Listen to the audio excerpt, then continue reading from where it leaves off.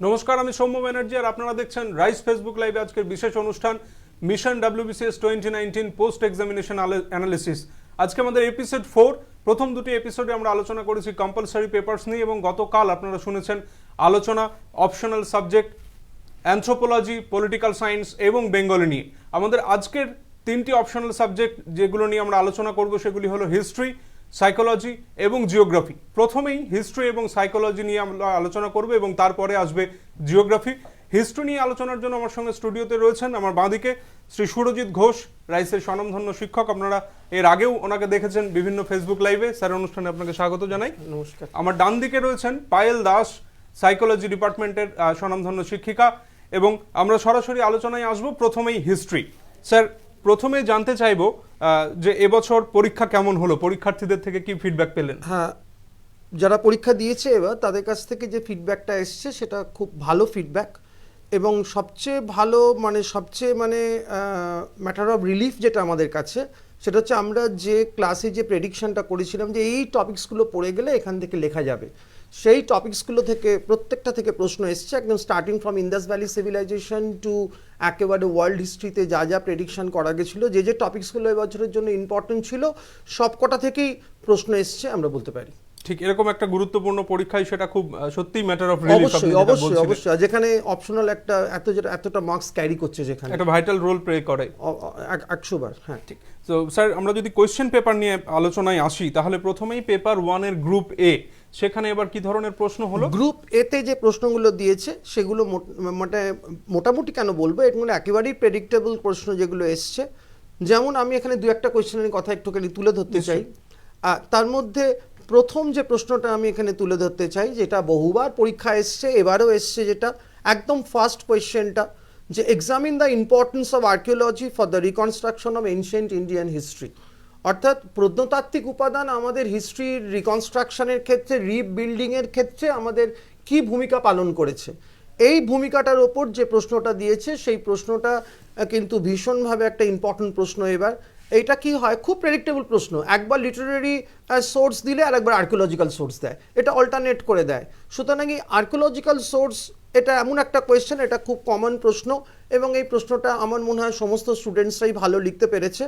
এবং আর একটা প্রশ্ন যেটা আমি একটুখানি তুলে ধরতে চাই সেটা হলো, how do you explain the urban characteristics of the Harappan civilisation.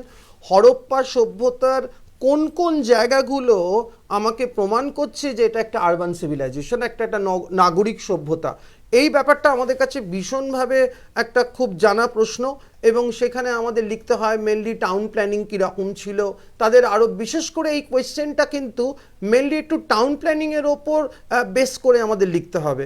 তাদের গ্রেড বা তাদের গ্রেড গ্র্যানারি, এই যে জায়গাগুলো, তাদের শহর কেমন ছিল, তাদের নগরগুলো কেমন ছিল, এই নগরের পরিমাণ, নগরের সাইজটা কেমন ছিল, এইগুলোর ওপর আরবান সেগমেন্টটা থেকে প্রশ্নটা দিয়েছে, কতটা আরবান ছিল এটা, সেই জায়গাটা তুলে ধরতে হবে।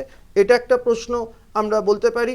আর একটা প্রশ্ন খুব সুন্দর দিয়েছে এবার, এই কোয়েশ্চেনটা কিন্তু আমরা প্রতি বছর এই কোয়েশ্চেনটা আসতে দেখি, কিন্তু এবছর কোয়েশ্চেনটার ল্যাঙ্গুয়েজটা ভীষণভাবে চেঞ্জ করে দিয়েছে, তোমরাও দেখেছো যারা পরীক্ষায় বসেছো। বলছে, bring out the elements of continuity and change between the early Vedic and the later Vedic period. আমরা জানি যে বেদিক পিরিয়ডের দুটো ফেজ আছে, এই দুটো ফেজ নিয়েই আমাদের পড়তে হয়। আর্লি ফেজ কেমন ছিল, ল্যাটার ফেজটা কেমন ছিল। এইবার কোয়েশ্চেনটা দিচ্ছে কি, অন্যবার কোয়েশ্চেন কি দেয় যে আর্লি বেদিকের সোসাইটি কেমন ছিল, ল্যাটার বেদিকে কি চেঞ্জ এলো। এইবার সোসাইটি, ইকোনমি, রিলিজিয়ান এসব কিচ্ছু বলে দেয়নি, বলেছে যে এই সেক্টরগুলোতে, রিলিজিয়ান বা ইকোনমি, এই জায়গাগুলোতে আর্লি ফেজে কি ছিল আর ল্যাটার ফেজে কি হলো, কতটা জিনিস আর্লি ফেজ থেকে ল্যাটার ফেজে কন্টিনিউ করেছে আর কতটা জিনিসের মধ্যে একটা চেঞ্জ এসছে। স্যার, এই উত্তরগুলো যখন পরীক্ষার্থীরা লিখবে কোন কোন বিষয়ের উপর জোর দেওয়া উচিত ছিল উত্তরপত্রে? উত্তরপত্রে যেটা দরকার সেটা হচ্ছে, যেটা থিওরিটিক্যাল পেপার লেখার যেটা সবচেয়ে বড় যে মেকানিজমটা আছে সেটা হলো একটা সুন্দর ইন্ট্রোডাকশন। যে ইন্ট্রোডাকশনের মধ্যে আমি কি লিখব, যেটা আমি লিখতে চলেছি সেটাকে আমি নাটসেলে বলে দেবো কি লিখতে চলেছি, যাতে এক্সামিনারের একটা সুবিধা হয়, যে এক্সামিনার বুঝতে পারে যে স্টুডেন্টটা কতটা স্পেসিফিকেশনের মধ্যে গেছে, কতটা স্পেসিফিক। তারপরে আমরা আসবো বিভিন্ন রকমের বডি অফ দ্য অ্যান্সারে। যেমন এখানে এই যে ইম্পর্টেন্স অফ আর্কিওলজিক্যাল সোর্সেস, এখানে আমরা যে প্রত্নতাত্ত্বিক উপাদান যেগুলো রয়েছে সেই উপাদানগুলোর মধ্যে আমরা দেখব যে ইনস্ক্রিপশন কি ভূমিকা নিচ্ছে, সেখানে কয়েন্স কি ভূমিকা নিচ্ছে, সেখানে মনুমেন্টসগুলো কি ভূমিকা নিচ্ছে, এই জায়গাগুলো আমাদের ফোকাস করতে হবে এক একটা প্যারাগ্রাফের মধ্যে। অ্যান্ড লাস্ট অফ অল আমাদের যেটা লিখতে হবে, একটা কনক্লুশনে আমাদের ল্যান্ড করতে হবে, যে যেটা লিখলাম সেটাকে একটা সাম আপ করতে হবে 4 থেকে 5 লাইনের মধ্যে। এবং সেখানে আর একটা জিনিস আমাদের একটু দেখতে হবে যে এই আর্কিওলজিক্যাল সোর্স দিয়েছে বলে আমাকে এখানে কিন্তু লাস্ট প্যারাগ্রাফে একটু লিটারারি সোর্সের রেফারেন্স আনতে হবে, মানে কম্পারেটিভ স্টাডি একটা আনতে হবে যে এই ইতিহাসের হিস্ট্রি রিবিল্ডিংয়ে কোনটার গুরুত্ব বেশি, আর্কিওলজি বেশি গুরুত্ব পাবে না লিটারারি সোর্সটা বেশি গুরুত্ব পাবে। এইটা অ্যান্সারের একটা ফর্ম। একইভাবে যদি অন্য প্রশ্নে যদি যাই, তার সঙ্গে আমি রয়েছি যেটা গ্রুপ এর মধ্যে একটা প্রশ্ন রয়েছে এই 2 নম্বরের আন্ডারে রয়েছে, নাম্বার 2 এর আন্ডারে 2B এর যে প্রশ্নটা, how did Ashoka's policies and reforms contribute to the fall of the Mauryan empire. বলছে মৌর্য সাম্রাজ্যের পতনের জন্য অনেকগুলো ফ্যাক্টর ছিল, সেই ফ্যাক্টরের মধ্যে অশোকের পলিসিসগুলো, অশোক যে যুদ্ধ ছেড়ে দিল after the battle of Kalinga, সেই যুদ্ধ ছেড়ে দেওয়ার পর তার পলিসি যে চেঞ্জ হলো, সেই পলিসিটা কতটা ইম্পর্টেন্ট রোল প্লে করলো অশোকের এই মৌর্য সাম্রাজ্যের পতনের জন্য। এটা নিয়ে আমরা জানি যে একটা বিশাল ডিবেট আছে, পুরো হিস্টোরিয়ানরা 2টো গ্রুপে ভাগ হয়ে গেছে। একটা গ্রুপ বলছে অশোক দায়ী নয়, একটা গ্রুপ বলছে অশোক দায়ী। এবং স্টুডেন্টরা যখন উত্তর লিখতে হবে এটা, তখন দুটো দিককেই তুলে ধরতে হবে, for the view against the view. অর্থাৎ যারা বলছেন সমর্থনে তারা কি যুক্তি দেখাচ্ছে, যারা বলছে যে ও দায়ী নয় তারা কি যুক্তি দেখাচ্ছে সেটা আমাকে বলতে হবে। এবং লাস্ট অফ অল একটা কনক্লুশনে আসতে হবে আমাদের, যে কোনো একটা সাম্রাজ্যের ডাউনফলে কোনো একজন কখনো এত বড় একটা এম্পায়ার, সেটা যখন ডাউনফল হচ্ছে কখনো একজন তার জন্য দায়ী থাকতে পারে না, আরও অন্যান্য ফ্যাক্টর সেখানে দায়ী থাকে। সেই ফ্যাক্টরগুলো কি, জাস্ট সেই ফ্যাক্টরগুলো কনক্লুশনে যখন আমি আসবো সেই ফ্যাক্টরগুলো একটু পরিষ্কার করে লিখে দিতে হবে। সুতরাং এইটা আমরা এই ধরনের অ্যান্সার আমরা গ্রুপ এ থেকে এই কোয়েশ্চেনগুলো আমরা বলতে পারি যে এই ফরম্যাটে যদি স্টুডেন্টরা লেখে তাহলে ভালো নম্বর পাওয়া যেতে পারে। তো একই রকম ভাবে যদি গ্রুপ বি তে আসি আমরা, স্যার পেপার 1 এর গ্রুপ বি মানে হচ্ছে মুসলিম পিরিয়ড। মুসলিম পিরিয়ডের কোয়েশ্চেনগুলো আরো বেশি প্রেডিক্টেবল, মানে রাদার দ্যান ফার্স্ট ওয়ান। গ্রুপে আরো বেশি প্রেডিক্টেবল, মানে স্টুডেন্টরা কোনটা ছেড়ে কোনটা লিখবে খুঁজে পাবে না, ভাববে কোনটা, ওই যে হয় না বাসে অনেকগুলো সিট খালি থাকলে কোন খালি সিটটায় বসবো আমি, সেই ফ্যাক্টরটা এখানে কাজ করেছে। মানে কোনটা আমি লিখবো, স্টুডেন্টরা কনফিউশনে পড়ে যাবে। স্টুডেন্ট মানে কোয়েশ্চেন বাঁচার ক্ষেত্রে প্রত্যেকটা কোয়েশ্চেন ভীষণভাবে ইম্পর্টেন্ট। যে কোয়েশ্চেনগুলো দিয়েছে ভক্তি মুভমেন্ট এবার ভীষণভাবে ইম্পর্টেন্ট ছিল, ভক্তি এবং সুফি দুটোই খুব ইম্পর্টেন্ট ছিল। এর মধ্যে ভক্তি মুভমেন্টটা একটা ইম্পর্টেন্ট রোল প্লে করেছে, এখানে দিয়েছে। এবং আলাউদ্দিন খিলজির ইকোনমিক রিফর্মস, বহুবার এই প্রশ্ন এসছে, আবার এসছে এই প্রশ্ন, এগুলো দিয়েছে। এবং এখানে আমি একটা প্রশ্ন আমি যদি বলি যে account for the market control relations of regulation of Alauddin Khilji, এই কোয়েশ্চেনটা যখন স্টুডেন্টদের লিখতে হবে তখন সেখানে বলতে হবে যে আলাউদ্দিন খিলজি হঠাৎ এই সিস্টেমটা চালু করলো কেন। কোয়েশ্চেনে কটা ভাগ থাকবে, প্রথমে ইন্ট্রোডাকশন থাকবে, তারপরে থাকবে আলাউদ্দিন খিলজি কেন মার্কেট কন্ট্রোল করতে গেল, কাদের জন্য গেল, কজেসটা হবে। তারপরের যে প্যারাগ্রাফটা হবে সেটা হচ্ছে মেনলি এই মার্কেট কন্ট্রোল পলিসিতে তিনি কতটা সাকসেসফুল, কতটা ফেলিওর, এবং তার আর একটা প্যারাগ্রাফ হবে যেটা হবে তার ইম্প্যাক্টটা কী হলো, এবং হিস্টোরিয়ানরা এটা সম্বন্ধে কে কী মন্তব্য করেছেন সেইটা। এবং আর একটা প্রশ্ন দিয়েছে, এটাও ভীষণভাবে ইম্পর্টেন্ট প্রশ্ন ছিল এবারে, আকবরের রাজপুত পলিসি। এই রাজপুত পলিসির উত্তরটাও অনেকেই স্টুডেন্টরা এটা অনেকেই অ্যাটেম্প করেছে, এবং এটা খুব কমন প্রশ্ন, কেন আকবর এই ধরনের রাজপুত পলিসি নিল, কেন রাজপুতদের সঙ্গে একটা ফ্রেন্ডলি রিলেশন তৈরি করার কথা তিনি চিন্তা করলেন, এবং কিভাবে করলেন, এবং তার ইম্প্যাক্ট কী হলো। 3টে প্যারাগ্রাফ প্লাস একটা ইন্ট্রোডাকশন আর একটা কনক্লুশন, এই হচ্ছে অ্যান্সারের ফরম্যাট। এই ক্ষেত্রেও আমরা দেখব। আর একটা কোয়েশ্চেন আমি এখান থেকে বলতে পারি, সেটা হচ্ছে যে Muhammad bin Tughlaq occupy a special place in the history of medieval India. প্রতিবার কোয়েশ্চেনটা কি করে, how far it was logical to describe Muhammad bin Tughlaq as a insane sultan or mad king. আমরা ছোটবেলা থেকে পড়ে আসছি মোহাম্মদ বিন তুগলক পাগলা রাজা ছিলেন। কোয়েশ্চেনটা এই ফরম্যাটে দেয়। এবার কোয়েশ্চেনের ল্যাঙ্গুয়েজটা একটুখানি টুইস্ট করেছে, ল্যাঙ্গুয়েজটা একটু চেঞ্জ করে দিচ্ছে কি, যে কেন তিনি স্পেশাল প্লেস নিয়েছেন, এই স্পেশাল প্লেসটা কি তার ইনস্যানিটির জন্য, এইটা ইউ হ্যাভ টু প্রুফ। একই উত্তর, খালি ওই জাগলারি করেছে এই ল্যাঙ্গুয়েজটা, কোয়েশ্চেন সেম। সুতরাং এইটা আমরা বলতে পারি। আর বড় প্রশ্নের মধ্যে যেটা দিয়েছে সেটার মধ্যে স্টুডেন্টরা ওই সেকেন্ড কোয়েশ্চেনটা সবাই লিখতে পারবে। এটা বহুবার এসছে যে describe the theocratic nature of the Delhi sultanate, মানে এটা কতটা ধর্মীয় রাষ্ট্র ছিল। এই কোয়েশ্চেন বহুবার দিয়েছে। একটা দল বলছে এটা ধর্মীয় রাষ্ট্র নয়, একটা দল বলছে এটা ধর্মীয় রাষ্ট্র। শেষকালে গিয়ে আমাকে কনক্লুশনে পৌঁছতে হবে এটা ঠিক ধর্মীয় রাষ্ট্র বলতে আমরা যে বুঝি সেটা নয়, এটা হলো অ্যাকচুয়ালি একটা মিলিটারি অ্যারিস্টোক্রেসি, এটাকে আমরা বলতে পারি। এইখানে গিয়ে আমাদের শেষ লেখাটা লিখতে হবে এইটাই, যে it was a military aristocracy, not theocracy. Sir একই রকম ভাবে যদি ভক্তি মুভমেন্ট নিয়ে যে প্রশ্নটা এসছে, তো সেখানে উত্তরে কি কি থাকা উচিত? ভক্তি মুভমেন্ট হচ্ছে এমন একটা মুভমেন্ট যে মুভমেন্টটা আমরা দেখতে পাচ্ছি যে বিভিন্ন দিককে সোশ্যাল, ইকোনমি যতটা না করেছিল, সোশ্যাল, পলিটিক্স এবং কালচারাল দিকটা এবং রিলিজিয়ানের দিকটা প্রভাবিত করেছিল। কোয়েশ্চেনটা একটু লক্ষ্য করতে হবে, এখানে বলছে কালচারাল সিগনিফিকেন্স।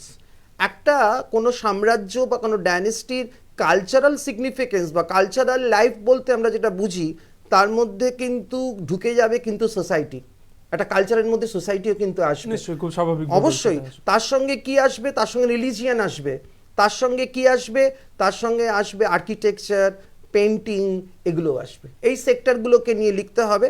এবং কোয়েশ্চেনটা খুব সুন্দর প্রশ্নটা করেছে যে কালচারালি এটা কিভাবে অ্যাফেক্ট করলো বা কি ইম্পর্টেন্স ছিল ইন্ডিয়ান হিস্ট্রিতে। মানে এটা স্টুডেন্টরা যদি এই দিকগুলোকে তুলে ধরে, এই দিকগুলোকে যদি ফোকাস করে, তাহলে অ্যান্সারটা একদম টু দ্য পয়েন্টে আমরা পৌঁছতে পারবো। আরেকটা কোয়েশ্চেন সিমিলারলি ছিল যে Mughal Afghan contest in Mughal Afghan contest, এটা তো একটা ভীষণভাবে ইম্পর্টেন্ট প্রশ্ন যে give an account of the Mughal Afghan contest of the supremacy in medieval India. দাদাগিরির লড়াই, এই দাদাগিরির লড়াই আমরা ইতিহাসে প্রায়ই দেখেছি। এই মুঘলরা ইন্ডিয়াকে কারা রুল করবে, মুঘলরা না আফগানরা? মুঘলরা কিন্তু নতুন এসছে, আফগানরা কিন্তু অনেক পুরনো। আফগানরা দেখছে যে মুঘলরা আসার ফলে আমরা আমাদের পুরনো জায়গাটাকে হারিয়েছি, এই পুরনো জায়গাটাকে কিভাবে আমি আবার রিগেন করব, এই প্যারাডাইস রিগেনের জন্যই লড়াই মুঘল আফগান কন্টেস্টটা। সুতরাং এখানে এই মুঘল আফগান কন্টেস্ট লিখতে গেলে এখানে কিভাবে এই কন্টেস্টটা হয়েছিল, কোন কোন কন্টেস্ট কোন কোন যুদ্ধের সঙ্গে দায়ী, এবং শেষ পর্যন্ত শেষ হাসিটা কারা হাসলো এই কন্টেস্টে, এই ব্যাপারটা আমাকে যেতে হবে এবং এর ইম্প্যাক্টটা কি হলো মুঘল আফগান কন্টেস্টের মধ্যে। এবং রাজপুত পলিসির কথা আমি আগেই বলেছি। এবং আর একটা জিনিস আমরা দেখতে পাচ্ছি মোহাম্মদ বিন তুগলকের সঙ্গে how did Bengal flourish under the ruler of Ilyas Shahi dynasty. এবার দুটো প্রশ্ন খুব ইম্পর্টেন্ট ছিল হিস্ট্রি অফ বেঙ্গল থেকে, দিল্লি সুলতানের থেকে, নয় ইলিয়াস শাহী নয়তো হুসেন শাহী, দুটোই পড়তে বলা হয়েছিল স্টুডেন্টসের। এবং দুটোর মধ্যে দুটো যারা করে গেছে তারা একটা কমন পেয়েছে, এই দুটোই খুব প্রেডিক্টেবল ছিল এবার।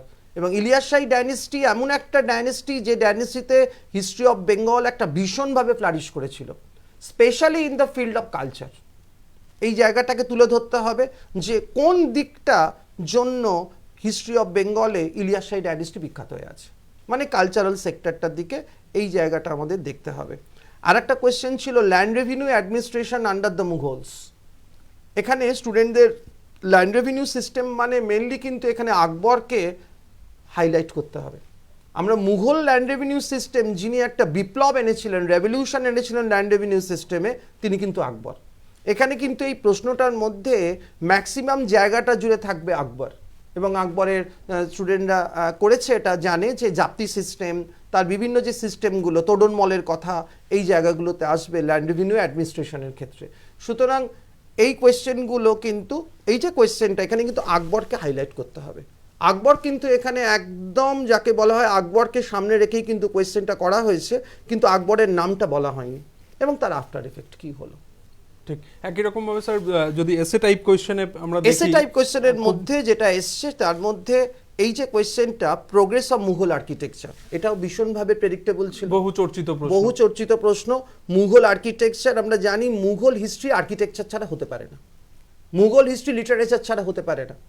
মুঘল হিস্ট্রি শুধু পলিটিক্যাল ডেভেলপমেন্টের জন্য ইম্পর্টেন্ট নয়, কোনো এক্সপ্যানশনের জন্য ইম্পর্টেন্ট নয়, সেই পলিটিক্যাল এক্সপ্যানশনের সঙ্গে সঙ্গে কিন্তু একটা কালচারাল এক্সপ্যানশন হয়েছে। আর সেই কালচারাল এক্সপ্যানশনের মধ্যে একটা ইম্পর্টেন্ট পার্ট ক্যারি করছে, দ্যাট ইজ মুঘল আর্কিটেকচার। একদম মানে বাবর থেকে শুরু করে একেবারে শাহজাহান পর্যন্ত, ইভেন ঔরঙ্গজেব পর্যন্ত, ঔরঙ্গজেবের আর্কিটেকচার সেরকম কন্ট্রিবিউশন নেই, সেগুলো লিখতে হবে। আর স্টাইলগুলো, কোন কোন আর্কিটেকচারাল স্টাইলগুলো এগুলোকে ভীষণভাবে ইনফ্লুয়েন্স করেছে, ইন্দো পার্সিয়ান স্টাইল বা বিভিন্ন যে স্টাইলগুলো ছিল সেই স্টাইলগুলোর কথা আমাদের বলতে হবে। আর থিওক্রেটিক স্টেটের কথা আমরা আগেই ডিসকাস করেছি অলরেডি, থিওক্রেটিক স্টেট কিনা।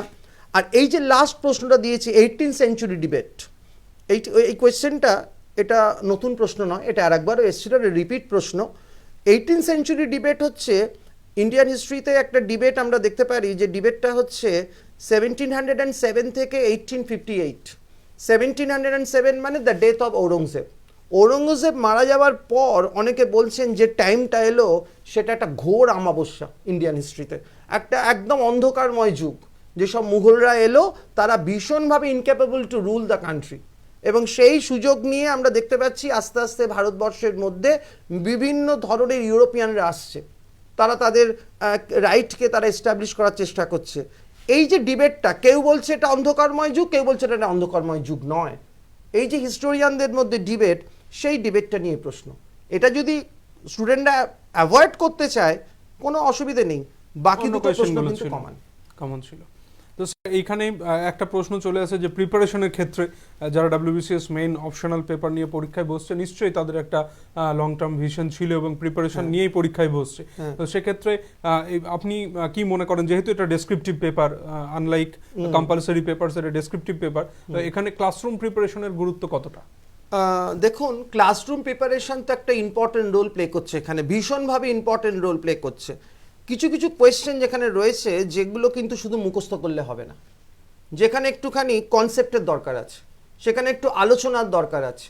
যেমন এই যে আমি প্রশ্নটা বললাম যে মানে elements of continuity and elements of change during the later Vedic period, এই কোয়েশ্চেনটা কিন্তু শক্ত নয়, কিন্তু কোয়েশ্চেনের ল্যাঙ্গুয়েজটা এমনভাবে দিয়েছে, এটা কিন্তু ক্লাসরুম প্রিপারেশনটা ভালো করে না করলে কিন্তু হবে না।